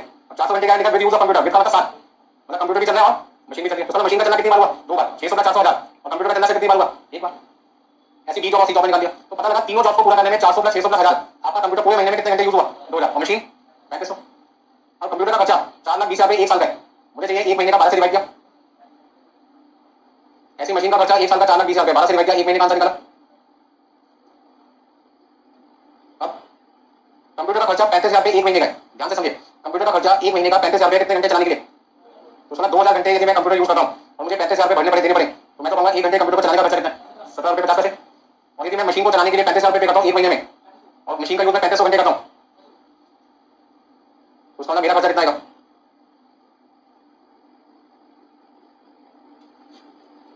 बस समझो।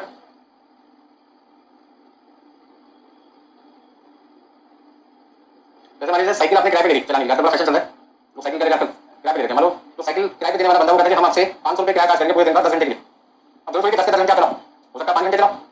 तो यदि आपने 500 रुपये देके 10 घंटे के लिए साइकिल किराए पे 10 घंटे चलाते हो तो आपको 1 घंटे का कितना खर्चा हुआ, 500 डिवाइड 10 50। लेकिन आपने यूज कितना किया, 5 घंटे, जेब से तो 500 जाना है, तो 500 डिवाइड 5, अब 1 घंटे का खर्चा कितना माना जाएगा, 500 डिवाइड 500 रुपये। और यदि आपने 2 घंटे चलाया तो 500 रुपये जाएंगे, जैसे डिवाइड 2, 1 घंटे का खर्चा कितना है 250, और 1 घंटे चलाया तो पूरा बस समझ रहे, तो पैसे तो पूरे जा रहे हैं। अब आप कम यूज कर रहे हो, कम देर चला रहे हो, गलती किसकी है आपकी, कंप्यूटर किराए देने वाले ने 2 घंटा चलाओ, आपने कहा जितनी जरूरत होती चलाएंगे ना। अब मान लो आपने 10 घंटे के लिए मेरी साइकिल चलाएंगे और हमने 10 घंटे लगा साइकिल चला दी, तो अगले दिन हॉस्पिटल का प्रॉब्लम मिलेगा, हम उसमें नहीं रहेंगे, खुद ही बेहोश हो जाएंगे, जितना किराया उससे ज्यादा बिल आएगा अपना। तो इंसान को कितनी साइकिल चलानी चाहिए, जितनी क्षमता। मान लो आज अच्छे मोड में पढ़ाने का मेरा मन कर रहा है, मैंने कहा एक काम करते कल क्लास ले लेते 3 घंटे की, वैसे में आपका क्या होगा, अभी तो हंस बात करोगे, मेरे मिनट हो जाएगा, तो मेरे को हाथ में दर्द हो रहा है, सर में दर्द है, कुछ समझ आया क्या बोल रहे हो, बस समझ रहे। तो जरूरी नहीं कि कोई चीज आपको ज्यादा घंटे के लिए मिले तो उसे पूरा यूज करोगे। तो ऐसे कंप्यूटर के 3500 घंटे चला सकते हैं, लेकिन रिक्वायरमेंट कितनी है, 2000 घंटे, तो 2000 घंटे चलाओगे ना। अब ये जगह मान लो मैंने किराए पे रखी है, मकान मालिक ने मुझे तो जगह देकर तो 30 दिन के लिए रखी है, अब एक दिन में 24 घंटे का किराया तुम्हारे यहाँ पे किराया तो मेरे को उसका देना पड़ता है। तो मैंने आपका किराया मैं कैसे वसूल करूंगा, यदि मैं किराया 24 घंटे का देता हूं तो मेरी कोशिश ये है कि मैं आपको लगातार 24 घंटे पढ़ाऊं और 30 पे 30 दिन पढ़ाऊं, क्या पॉसिबल है, नहीं पॉसिबल हो जाएगा कि आपको लगातार 24 घंटे पढ़ा दिए, ये बड़ी बात है, और 30 दिन लगातार पढ़ा दिया है तो और भी बहुत मुश्किल हो जाएगी। तो कहने का मतलब है कि मुझे भी पता है किराया तो मेरा जा रहा है 30 दिन का, मतलब रोज का 24 घंटे का, बट मैं रिकवर तो 3 घंटे कर रहा हूं ना, पढ़ा तो 3 घंटे रहा हूं, तो किराया में तो 24 घंटे का, डिवाइड कैसे करूंगा 3 से, बाकी घंटे मैंने पढ़ाई। मकान मालिक ने क्या कहा मुझे, आपकी मर्जी, पूरे 24 घंटे पढ़ाओ, आपकी मर्जी 6 घंटे पढ़ाओ, 12 घंटे पढ़ाओ, 15 पढ़ाओ, हमें सब लेना देना। वैसे कंप्यूटर से किराया आपको दिया हो, कंप्यूटर तो हमारे घर पे आ गया ना, वही मेरी मर्जी में 24 के 24 घंटे यूज करूं, एक दिन में 10 घंटे करूं, 8 घंटे करूं, 2 घंटे करूं, ये तो डिपेंड करता है रिक्वायरमेंट कितनी है। समझ में आ रहा है, अभी पहला आंसर कितना लिखेंगे, नोट करिए, सबने कोई आगे, computation of machine hour rate for the firm as a whole when the computer was used, when the computer was used, जब आप कंप्यूटर यूज किया करते थे, मैं कहूंगा कि मशीन का खर्चा तो आपको बियर करना पड़ेगा, साथ में कंप्यूटर का खर्चा भी बियर करना पड़ेगा, मतलब आपका टोटल खर्चा कितना आएगा 27 रुपये 50 पैसे। When the computer was not used, इस तरह आप खाली मशीन यूज कर रहे थे, मतलब खाली मशीन यूज करोगे तो खाली मशीन का खर्चा बियर करना पड़ेगा आपको। कोल्ड ड्रिंक पीऊंगा तो खाली कोल्ड ड्रिंक के पैसे दुकानदार को दूंगा, कोल्ड ड्रिंक के साथ चिप्स भी खाता हूं, कोल्ड ड्रिंक के पैसे तो दूंगा, साथ में चिप्स के पैसे दूंगा। अक्सर लोग क्या करते हैं, कोल्ड ड्रिंक को खरीदते हैं, चिप्स मर्जी खरीदे या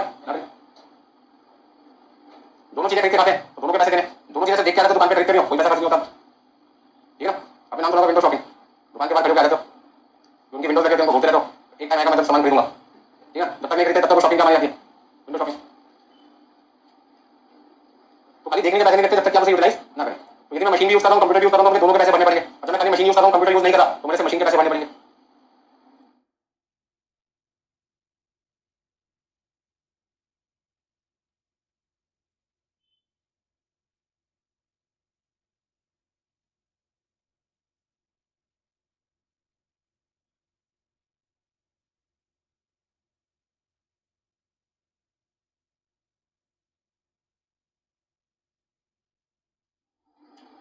बोलो भाई, समझ में आ गया सबको? अब क्वेश्चन के सेकंड पार्ट में आपसे क्या पूछे, for the individual job ABC आपसे पूछे एमएचआर निकालिए। बट अब जो आपको एमएचआर निकालना है वो कंपनी के पॉइंट ऑफ व्यू से निकालना, आपको जॉब के पॉइंट ऑफ व्यू से निकालना है। जॉब के पॉइंट ऑफ व्यू का मतलब है जॉब ए को पूरा करने में मशीन आपने कितनी देर इस्तेमाल की थी। जॉब ए को पूरा करने में मशीन आपने कितनी देर इस्तेमाल की थी, जरा देखिए। जॉब ए को पूरा करने में मशीन आपने कितनी देर इस्तेमाल की है, 1000 घंटे। तो पहले 1000 घंटे की कॉस्ट निकालो, उसको बाद में 1000 से करो, डिवाइड करो। अब मैंने क्या लिखा, मशीन चलिए 1000 घंटे, मशीन कितनी चलिए 1000 घंटे। उस 1000 घंटे में 600 घंटे खाली मशीन चलिए, कंप्यूटर नहीं चला, लेकिन 400 घंटे ऐसे जिसमें मशीन भी चली और कंप्यूटर भी चला। तो मेरा क्वेश्चन आपसे ये बनता है कि यदि मुझसे कोई पूछे जॉब ए को पूरा करने में आपका टोटल मशीन कितनी देर चला, तो मैं क्या कहूंगा 1000 घंटे। और उस 1000 घंटे में कितने टाइम कंप्यूटर भी चला 400, और कितने टाइम कंप्यूटर नहीं चला 600। तो उसमें 600 घंटे खाली मशीन को चलाने का खर्चा आएगा और 400 घंटे में मशीन का खर्चा भी आएगा और कंप्यूटर का भी आएगा। समझ में ना? तो देखिए बी पार्ट का आंसर निकालना है मुझे, computation of machine rate for the individual job. अब इंडिविजुअल जॉब में कौन सी जॉब की बात करें हम, जॉब ए की। तो जॉब ए में टोटल हमने मशीन कितनी देर चलाई है, 1000 घंटे मशीन चलाई है। और उस 1000 घंटे में विद यूज ऑफ कंप्यूटर कितना है 400 घंटे, और विदाउट यूज ऑफ कंप्यूटर कितना है। अच्छा एक बात बताना, विद यूज ऑफ कंप्यूटर का मतलब है कि मशीन तो चलेगी कंप्यूटर भी चलेगा, तो मशीन भी चलेगी कंप्यूटर भी चलेगा, तो 1 घंटे का खर्चा आपका कितना आएगा 27 रुपये 50 पैसे। और विदाउट यूज ऑफ कंप्यूटर का मतलब कंप्यूटर नहीं चल रहा और मशीन तो चल रही है, तब आपका 1 घंटे का खर्चा कितना है 10 रुपये। मतलब कि 400 घंटे जब मशीन और कंप्यूटर दोनों चला, तो उन 400 घंटे में आपका बिल कितना होगा 11,000 रुपये का। और 600 घंटे जब खाली मशीन चली आपका खर्चा कितना है, तो उसमें जॉब को पूरा करने में आपका टोटल खर्चा कितना है, तो 17,000 का खर्चा आपने जॉब को पूरा करने में किया। कितने घंटे मशीन चला के, तो उसमें 1 घंटे का जॉब को पूरा करने का खर्चा कितना है 17। ऐसे आंसर बी और किसका निकालना है, सी जॉब का निकालना है। सेम ऐसे आपको अपना आंसर बी जॉब और सी जॉब के लिए निकालना है। बिल्कुल सिंपल बात है, जितना समय आपने दोनों चीजें यूज की है दोनों का खर्चा उठाना पड़ेगा। जितना समय आपने खाली मशीन चलाई है कंप्यूटर नहीं चलाया, तो आपको खाली मशीन का खर्चा भी करना पड़ेगा। अब बात करें जॉब ए का टोटल खर्चा 1 घंटे का कितना है, तो यहाँ पे इंडिविजुअल जॉब का मतलब है एक जॉब जिसका नाम ए है उसे पूरा करने में 1 घंटे का खर्चा कितना है, तो मैंने टोटल खर्चा 17,000 रुपये आता है 1000 घंटे काम करने पर। तो 1 घंटे काम करने में जॉब ए में मैं कितने रुपए खर्च करता हूँ 17 रुपये।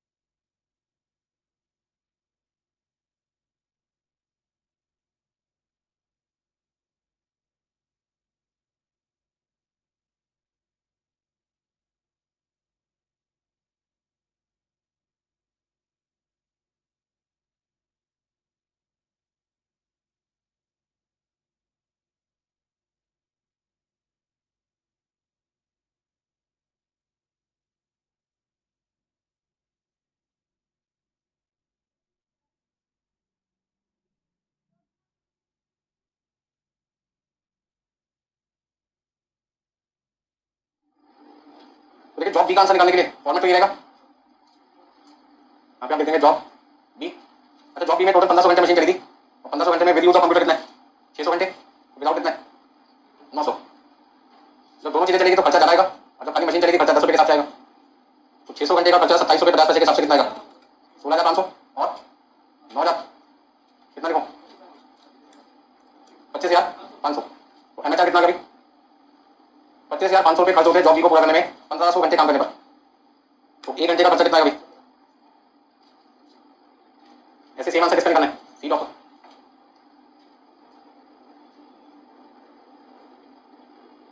कैलकुलेशन में कोई दिक्कत किसी को,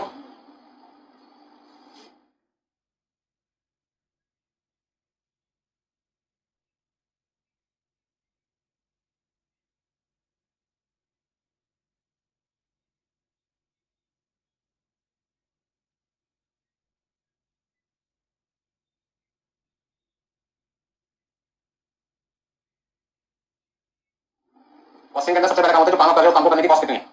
तो मैंने जॉब बी को पूरा करने में 1 घंटे का खर्चा 17 रुपये आता है। फिर अगला क्वेश्चन हमारा आता है कि क्या इसे फ्यूचर में, क्योंकि इस बार तो 17 रुपये कॉस्ट आ गई, क्या अगली बार इसकी कॉस्ट को 17 से कम किया जा सकता है या नहीं किया जा सकता। तो आपको सारे फैक्टर चेक करने पड़ेंगे जहाँ जहाँ आपकी कॉस्ट एंटर की है, और जो भी कॉस्ट किसी तरीके से कम हो सके उसे कम करो, ताकि आपकी पर कॉस्ट ऑटोमेटिकली करें। चलो भाई सी जॉब की बात करते हैं। जॉब नंबर सी में हमने क्या लिखा, मशीन चली टोटल 1000 घंटे।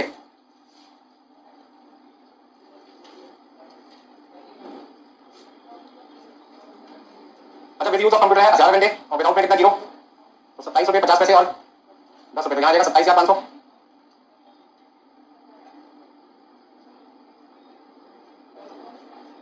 सी जॉब में विदाउट यूज ऑफ कंप्यूटर तो है ही ना, तो उसका मतलब जब भी आपका खर्चा होगा कंबाइन कैसे होगा 27 रुपये 50 पैसे के हिसाब से। क्वेश्चन नंबर 38 में दिक्कत किसी को, तो इस क्वेश्चन से आपकी चीज समझ में आएगी, किसी काम को करने में दो चीजों का इस्तेमाल हुआ है तो दोनों खर्चे शामिल करने पड़ेंगे। एक चीज यूज होगी तो जो चीज आपने यूज किया उसका खर्चा शामिल करोगे। अच्छा कई बार ऐसा भी होता है थोड़ी देर दोनों चीजें यूज होती है, थोड़ी देर कोई एक चीज यूज होती है, तो जितनी देर दोनों चीजें यूज होगी उस समय का खर्चा दोनों का देंगे, और जहाँ एक ही चीज यूज होगी वहां पर एक का खर्चा आएगा। बात समझ में आ गई? जैसे मैं अभी आपको पढ़ा रहा हूं तो लैपटॉप का यूज कर रहा हूं, प्रोजेक्टर का यूज कर रहा हूं, और जब आपकी क्लास खत्म हो जाएगी तो प्रोजेक्टर तो बंद कर दूंगा, बट लैपटॉप मेरा फिर भी करेगा ऑन, क्योंकि मुझे बाकी और काम करने हैं। तो लैपटॉप का खर्चा कितनी बार है, दो बार, और प्रोजेक्टर का खर्चा एक बार। तो जितनी देर में आपके दोनों चीजें यूज करूंगा मैं दोनों के पैसे आपसे चार्ज करूंगा, अगर मैं खाली एक चीज यूज करूंगा आपके तो पैसे किसके मतलब एक। तो आगे देखिए क्वेश्चन नंबर 15 15 क्वेश्चन बिल्कुल वैसे ही है जैसे 38 क्वेश्चन अभी मैंने आपको करवाया। क्वेश्चन नंबर 15 15 नंबर, हाँ 15 क्वेश्चन मिल गया सबको, करें शुरू।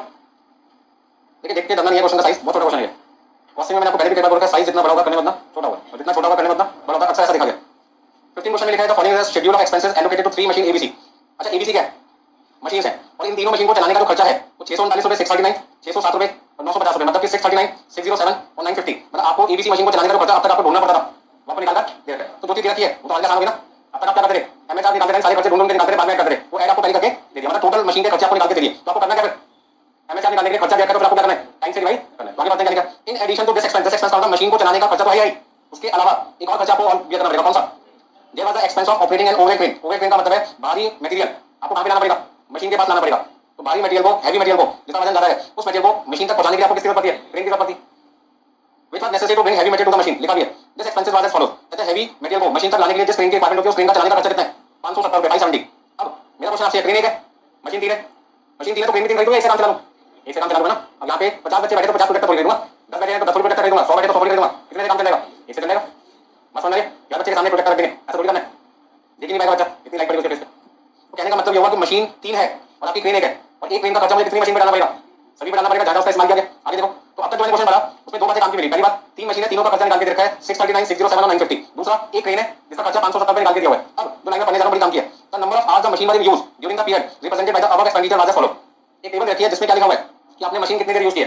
ये टेबल आपको क्या बता रहा है कि आपने एबीसी मशीन कितने घंटे यूज किया है। तो क्या लिखा है, विद यूज ऑफ क्रेन 160 घंटे और विदाउट यूज ऑफ क्रेन 428 घंटे। इसका मतलब ये हुआ कि मशीन एक का इस्तेमाल कितनी बार किया जा रहा है, दो बार। जब क्रेन चल रही है तो भी मशीन चल रही है, ऐसा 160 घंटे हुआ, और जब क्रेन नहीं चल रही मशीन चल रही है 428 घंटे। तो मैं तो आपको ये समझाने की कोशिश कर रहा हूं कि मशीन मैंने कितनी बार चलाई है, दो बार, 160 घंटे प्लस 428 घंटे 588 घंटे। बी मशीन भी ऐसी है, 130 घंटे क्रेन चली है और मशीन भी चली है, और 570 घंटे से मशीन चली है। तो मशीन का चलना कितनी बार हुआ, दो बार, 130 और 570 मतलब 707। अच्छा सी मशीन में खासियत क्या थी कि सी मशीन जब चलती है क्रेन भी चलती है, ठीक है ना, विद यूज ऑफ क्रेन 480 घंटे। तो सी मशीन में क्रेन भी 480 घंटे चलती है और मशीन भी 480, और विदाउट यूज ऑफ क्रेन है ही नहीं। ये तो ऐसे क्वेश्चन है जैसे आपने किया विद यूज ऑफ कंप्यूटर और विदाउट यूज ऑफ कंप्यूटर। अच्छा यदि मैं आपसे पूछूं ए मशीन कितने घंटे चली तो क्या जवाब दोगे, यदि मैं आपसे पूछता हूं ए मशीन कितने घंटे चली, 588 बी 780 480। और यदि मैं आपसे पूछूं क्रेन कितनी देर चली टोटल, क्रेन कितनी देर चली टोटल, क्रेन कितनी देर चली टोटल, 160 प्लस 130 प्लस 480। क्रेन तो तीनों मशीन का यूज हो गया ना, तो जब क्रेन का यूज मैं तीनों मशीन के कर रहा हूं तो तीनों मशीन का टाइम होना पड़ेगा ना। तो मैंने कहा ए मशीन 160 घंटे चली क्रेन भी चली, बी मशीन 130 घंटे चली क्रेन भी चली, और 480 घंटे मशीन सी भी चली, लेकिन क्रेन का यूज हो गया। तो मतलब क्रेन का टाइम यदि मुझे निकालने को कहा जाए तो कैसे निकालूंगा मैं, जहां जहां क्रेन का यूज हुआ सबको जोड़ो। तो क्रेन का यूज कितनी बार हो रहा है, तीन बार, 160 130 और 480, तीनों को प्लस करो 770 घंटे। तो देखो आगे सबसे पहले हमने क्या लिखा, क्रेन का खर्चा 570 रुपए आपको दिया है, तो मैंने यहाँ पे लिख दिया गिवन क्रेन कितनी देर चलाई, 160 130 480 770 घंटे। मतलब मैं ऐसा कह सकता हूँ 570 रुपए खर्च करके मैं क्रेन कितने घंटे चला रहा हूँ, 770। तो एक घंटे क्रेन को चलाने का खर्चा मेरा कितना है, 74 पैसे बराबर। देखना बाद में समझ लो क्या लिखा हुआ है, मशीन कितनी है, तीन, तीनों के खर्चे क्वेश्चन है ये गिवन है। अच्छा तीनों मशीन का टाइम भी, तो फिर आपने क्या किया, ये फाइंड किया आपने 639 रुपए का खर्चा ए मशीन पर किया और उसका बेनिफिट कितने घंटे दिया, 588। इसका मतलब यदि मुझसे पूछे ए मशीन का खर्चा एक घंटे का कितना है, 1 रुपए 9 पैसे। बी मशीन का कितना है, 86 पैसे। सी मशीन का कितना है, 1 रुपए 98 पैसे 1.9। देखो जो लिखने का मतलब ध्यान रखना, दो चीजें हैं मेरे पास, क्रेन और मशीन। तो पहले मैं क्रेन का खर्चा 1 घंटे का अलग निकालूंगा और मशीन का खर्चा 1 घंटे का अलग निकालूंगा। जब मेरे से क्वेश्चन में कहा जाएगा दोनों चीजें इकट्ठी यूज हो रही हैं, बताओ खर्चा कितना आएगा, तो मैं दोनों का खर्चा ऐड करके बताऊंगा। जब मुझसे कहेंगे खाली मशीन का खर्चा कितना आएगा तो मैं खाली मशीन का खर्चा बताऊंगा, क्रेन का खर्चा नहीं बताऊंगा। कोल्ड ड्रिंक आपने खरीदी 20 रुपए के, चिप्स का पैकेट 10 रुपए का, मैं कहूंगा टोटल बिल कितना आपका दोगे, 20 और 10 30। मैं कहूंगा खाली कोल्ड ड्रिंक का खर्चा कितना था, तो आपको 20 रुपए। तो जैसा मेरा क्वेश्चन होगा वैसा आपका जवाब होगा।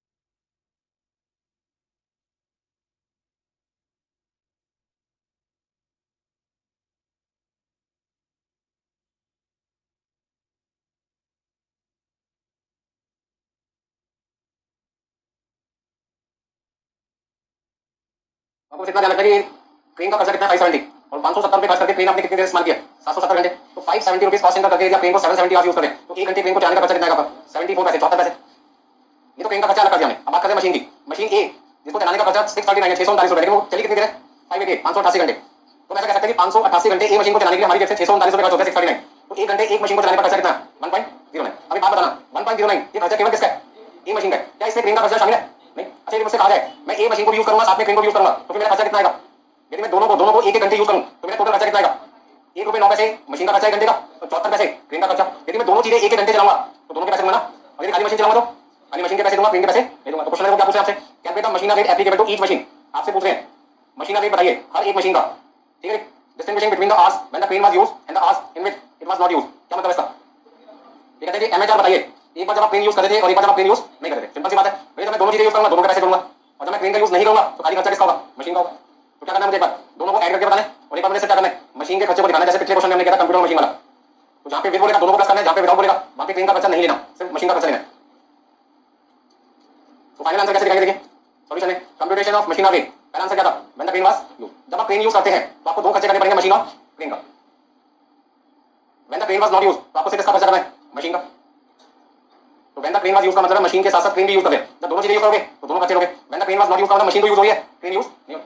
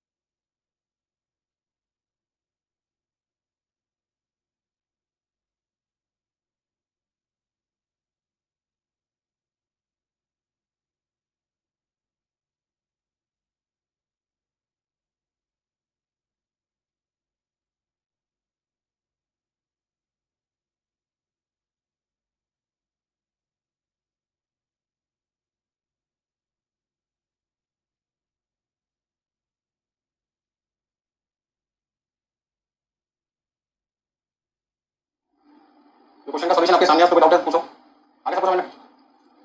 चलिए सिंपल क्वेश्चन भी कर लेते हैं 16 क्वेश्चन नंबर 16 नंबर। अभी तक आपने हर क्वेश्चन में एमएचआर निकाला है। अब आपसे क्वेश्चन पूछे एलएचआर। हाँ जी एमएचआर में क्या करते थे आप फैक्ट्री एक्सपेंसेस को किससे डिवाइड करते थे मशीन से। और एलएचआर के केस में एलएचआर का मतलब लेबर आदमी खर्चे तो फैक्ट्री के आएंगे लेकिन जो टाइम है वो मशीन की जगह किसका हो जाएगा वर्कर का हो जाएगा। तो इससे हमें पता नहीं सारी कैलकुलेशन वैसी चलेगी जैसे किसकी होती थी मशीन की। तो क्वेश्चन नंबर देखिए 16 16 नंबर जिसमें क्या लिखा हुआ दिखाई दे रहा है calculate labour rate from the following information for a department. आपको लेबर रेट निकालना है किसके लिए डिपार्टमेंट के लिए। Annual rent of A factory having an area of 10,000 square feet. कहते हैं आपके पास में फैक्ट्री है जिसका एरिया कितना है 10,000 स्क्वायर फीट है और उसका किराया कितना है 27,500 और उस फैक्ट्री के अंदर आपने डिपार्टमेंट बना रखा है जिसका एरिया कितना है 4,000 स्क्वायर फीट। मेरा क्वेश्चन आपसे है कि मुझे आंसर फैक्ट्री का निकाल के देना है या डिपार्टमेंट का निकाल के देना है डिपार्टमेंट का। यदि मुझे आंसर डिपार्टमेंट का निकाल के देना है तो सारे के सारे खर्चे किसके चाहिए डिपार्टमेंट में। ध्यान दीजिए मान लीजिए फैक्ट्री है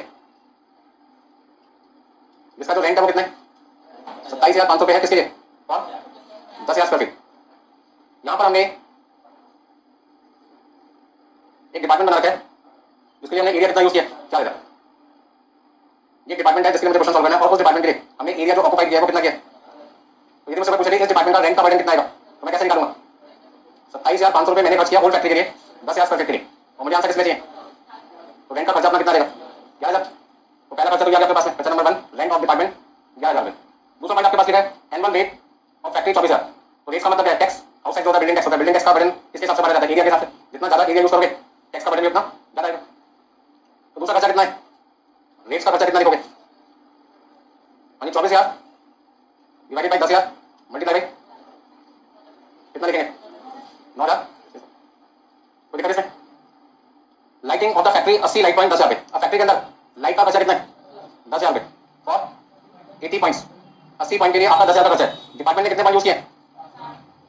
तो फिर बर्डन में कितना आएगा? 60 का आएगा। वैसे में लाइट का खर्चा हमें चार्ज करना है कितना? तो 10,000 divided by 80 multiply by 60 equal to 7,500। ये मेरा खर्चा नंबर 3 हो गया। Madam meeting charges of the department लिखा है, meeting charges of the factory लिखा है?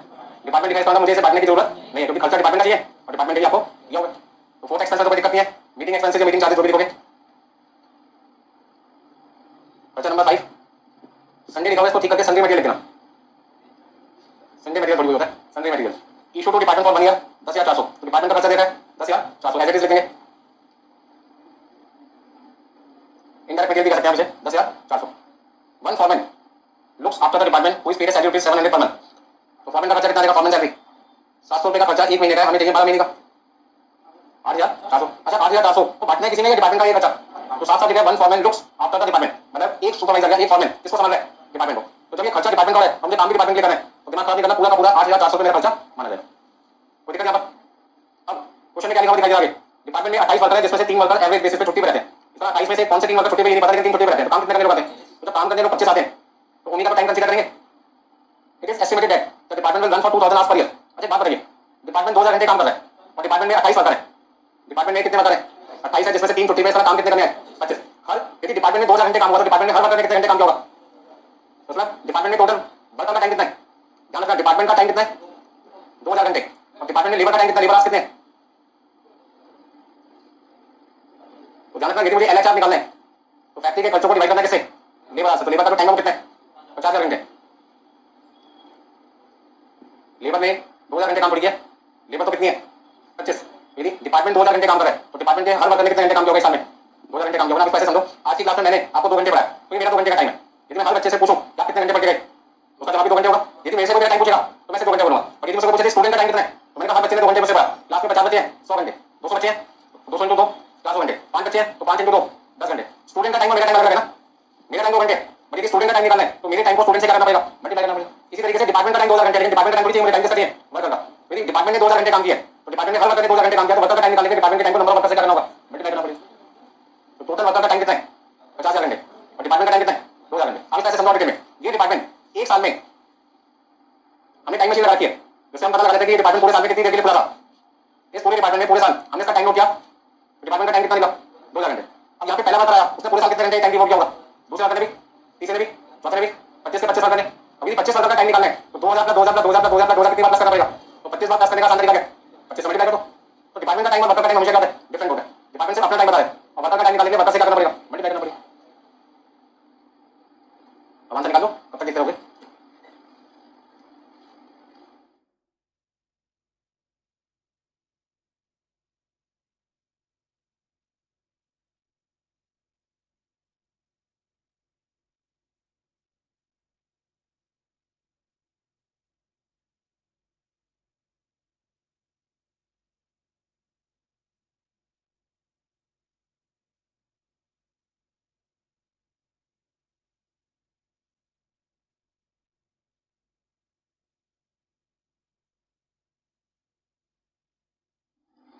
तो रैंक का खर्चा कितना लिखोगे? 11,000।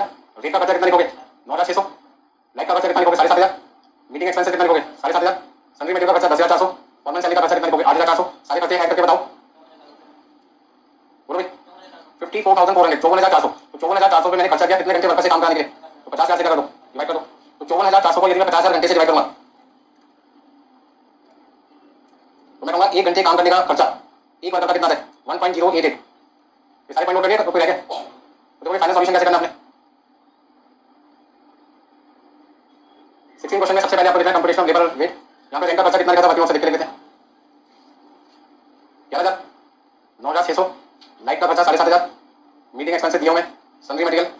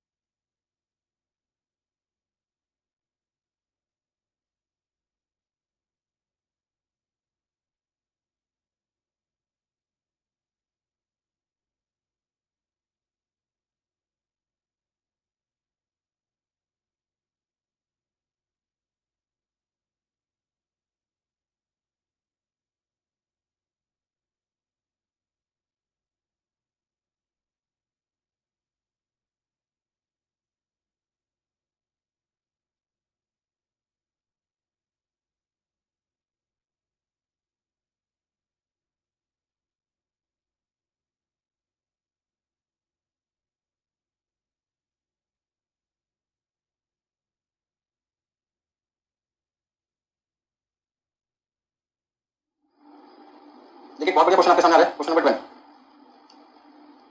In manufacturing concern ABC limited, the machine shop has 8 identical machine by man 6 operator.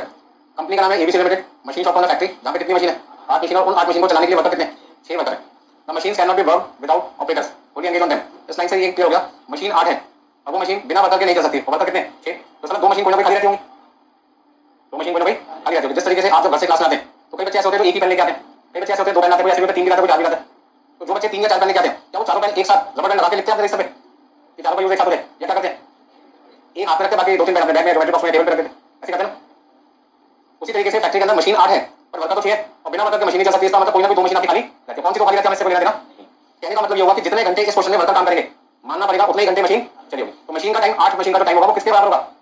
8 machine का टाइम किसके बराबर होगा? 6 वर्कर के द्वारा जितने घंटे काम किया गया होगा। सिंपल सी बात है। तो 8 मशीन का टाइम 6 वर्कर के टाइम के बराबर होगा। तो क्वेश्चन नंबर 12 में सबसे पहले हमारा बेस क्या है? मशीन 8 है, लिखते जाओ। और ये जो 8 मशीन है वो कितने वर्कर के द्वारा चलाई जाएगी? 6 वर्कर है।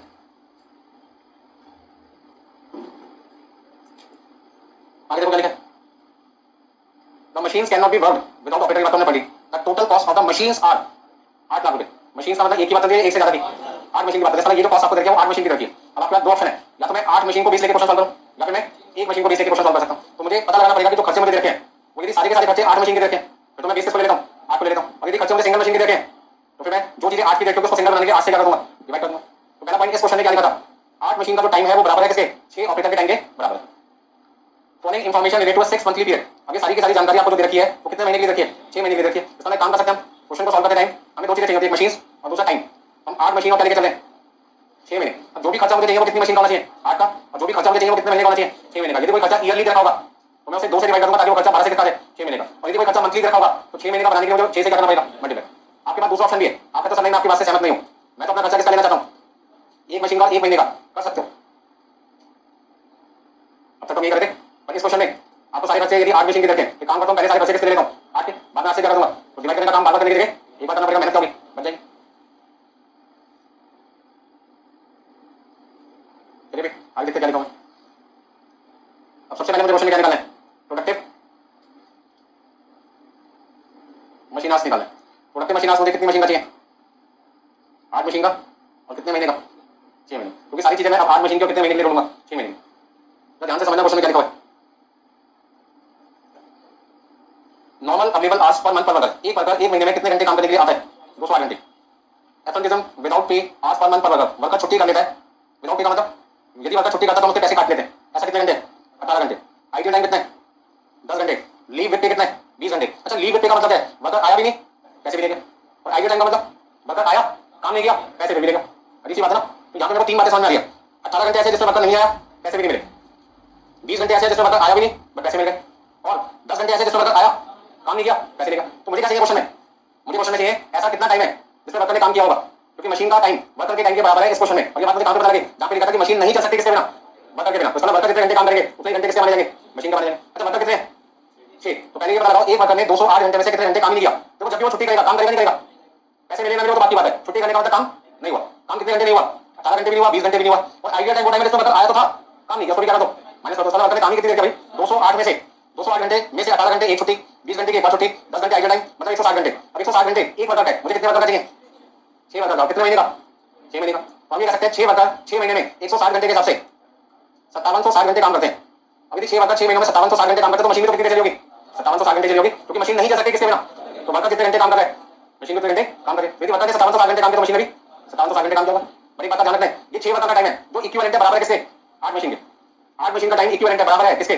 6 वर्कर के टाइम के। क्योंकि वर्कर किसी भी मशीन का काम करे जिस मशीन की जरूरत पड़ती है।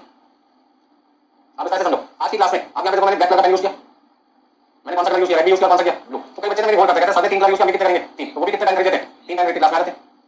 अब मैंने ब्लैक कलर यूज किया तो उन्होंने भी ब्लैक यूज किया, तो बाकी 2 पेन तो साइड में रखे ना। जब मैंने रेड यूज किया तो उन्होंने ब्लैक पेन वापस कर दिया और कौन सा यूज करना स्टार्ट कर दिया? Black colour. और जब मैंने ब्लू से लिखना स्टार्ट किया तो उन्होंने रेड भी कर दिया, ब्लैक भी कर दिया, कौन सा यूज करना स्टार्ट किया? ब्लू। अब मेरा क्वेश्चन आपसे है, आज की क्लास यदि 2 घंटे की चली तो तीनों पेन मिलाकर कितनी देर यूज होंगे? 2 घंटे यूज हुए।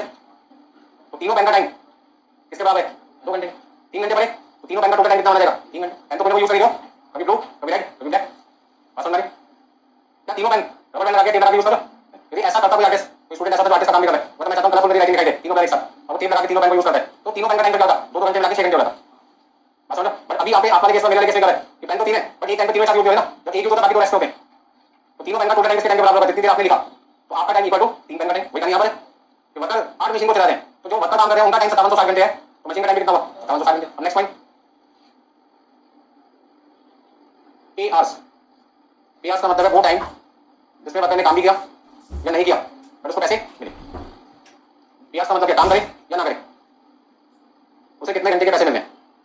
वर्कर क्या कहता है 208 घंटे के पैसे मुझे मैक्सिमम मिल सकते थे, लेकिन 18 घंटे ऐसे थे जिसमें मैंने छुट्टी कर ली और मेरे बॉस ने कहा इन 18 घंटे का मैं तेरे को पैसे नहीं दूंगा। मैंने ठीक है मत देना, तो मैंने 20 घंटे और काम नहीं किया छुट्टी, पर वहां पे क्या लिखा था विद पे। तो विद पे का मतलब क्या, पैसे देने पड़ेंगे, जब पैसे देने पड़ेंगे तो उसको मैंने क्या कर दिया, हटा दिया। फिर 10 घंटे आइडिया टाइम था, आइडिया टाइम क्या था विद पे या विदाउट, और जो भी टाइम विद पे होगा उसके पैसे देने पड़ेंगे, पैसे देने पड़ेंगे, उसको इग्नोर करना पड़ेगा।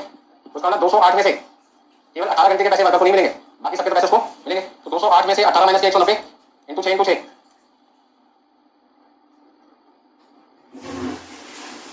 दोनों टाइम में फर्क होता है। ये वो टाइम है जितनी देर एक्चुअली काम हुआ, और ये वो टाइम है जितनी देर के लिए वर्कर को पैसे मिलेंगे। तो वर्कर को हमेशा पैसे ज्यादा टाइम मिलते हैं, काम हमेशा कम देता है।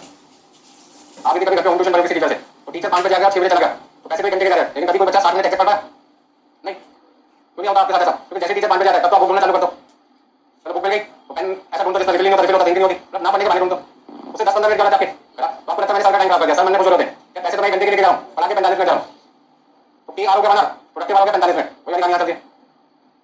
तो समझ लोग क्या करते हैं, सर के आने से पहले टेबल पे पानी, पेन, रबर, शॉर्पनर, स्केल, जो भी चीज की जरूरत है क्लास में, बुक की, वो सारी चीजें पहले निकाल के रखते हैं ताकि सब बैठे नहीं उससे पहले बोलना चालू कर दें। बस समझो, तो वहां कोई पैसे वसूल कर सकते हो अपने घंटे के, लेकिन उस समय हमारी सोच क्या होती है, पैसे मेरी जेब से थोड़ी जा रहे हैं, पेरेंट्स की जेब से जा रहे हैं, जाने दो। बस समझ लगे, जिस दिन आपकी जेब से जाने लगते हो आपको एक पैसे की याद आती है, पैसा बता दो।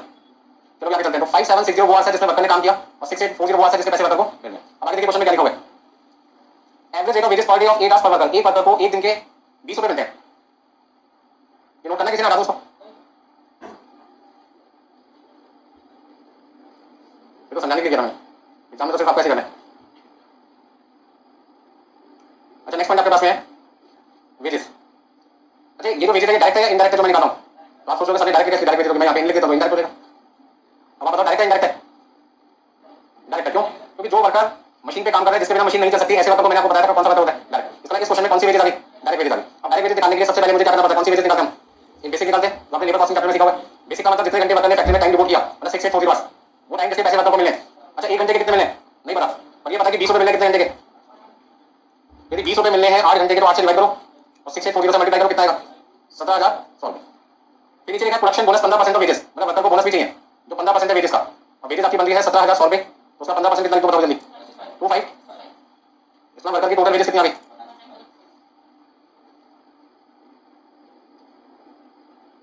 कोई दिक्कत किसी को। अब एक जबरदस्त पॉइंट आपके सामने आ रहा है, क्या मैं एमएचआर निकालते टाइम डायरेक्ट वेजेस कंसीडर करूं या ना करूं, क्वेश्चन समझ में आ रहा है कि एमएचआर निकालते टाइम क्या मुझे डायरेक्ट वेजेस कंसीडर करनी चाहिए या नहीं करनी चाहिए। पहले फटाफट से सारे पॉइंट नोट करो, करिए बाकी चलें।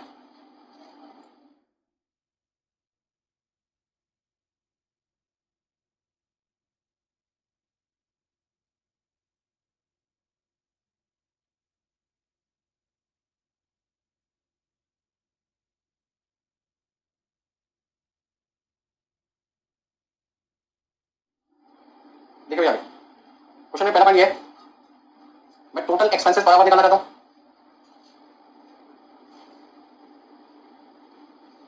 या फिर ओनली फैक्ट्री एक्सपेंसेस बराबर निकालना चाहता हूं। यदि मैं टोटल एक्सपेंसेस पर मशीन निकालना चाहता हूं, तो टोटल एक्सपेंसेस का मतलब क्या हुआ, सारे खर्चे देने पड़ेंगे, तो उसमें मुझे डायरेक्ट मटेरियल भी देना पड़ेगा, डायरेक्ट वेजेस भी देनी पड़ेगी, फैक्ट्री एक्सपेंस भी देना पड़ेगा, और साथ में मुझे प्रोडक्टिव मशीन आपसे करना पड़ेगा, डिवाइड करना पड़ेगा। अगर मैं ओनली फैक्ट्री एक्सपेंसेस पर मशीन देना चाहता हूं, तो सिर्फ मुझे कौन से खर्चे देने, डिवाइडेड बाय प्रोडक्टिव मशीन। अब आपके दो ऑप्शन है आंसर को प्रेजेंट करने के लिए। टोटल एक्सपेंसेस पर मशीन आपको हम कह सकते हैं कॉम्प्रिहेंसिव,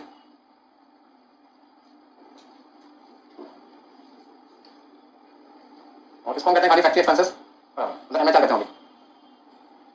सिंपल लैंग्वेज में कह सकते हैं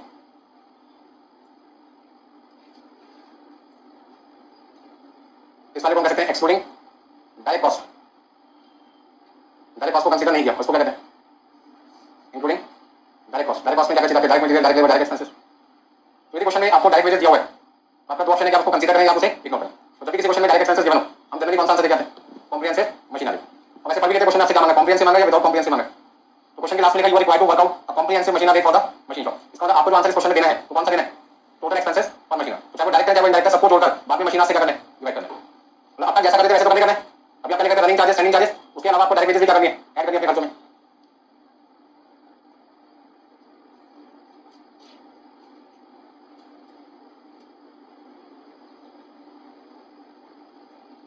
हेडिंग का नाम देखिए टाइप्स ऑफ एमएचआर।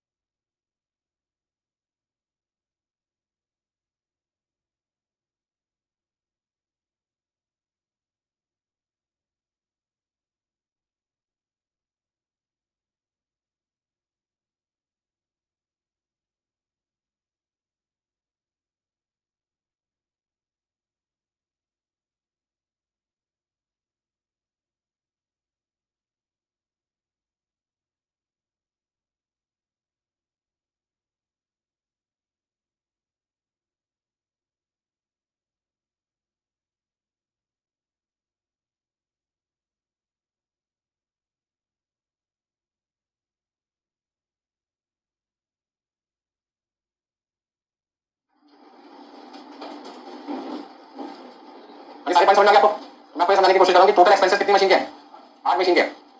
और ये जो टाइम है ये भी किसका है, तो जब मैं 8 मशीन की कॉस्ट को 8 मशीन के टाइम से डिवाइड करता हूँ, मतलब 1,37,800, 800 400 है। 50 80 है, 2 मिनट के लिए ध्यान दीजिए। और मैं उसको डिवाइड करूंगा 5760 से, तो 8 से 8 तो क्या हुआ, कैंसिल हो गया ना। तो आंसर हमेशा किसका आता है, एक मशीन का आता है। 6/12 क्यों किया, क्योंकि जो भी खर्चे एनुअली है, यहां से यहां तक सारे खर्चे एनुअली है, तो एनुअल को 6 मंथ बनाने के लिए मुझे क्या करना पड़ेगा, 6 बटे 12 से मल्टीप्लाई करना पड़ेगा। तो बाकी का जो काम है वो नेक्स्ट क्लास में करते हैं, आगे भी चलेंगे, आज के लिए इतना करते हैं।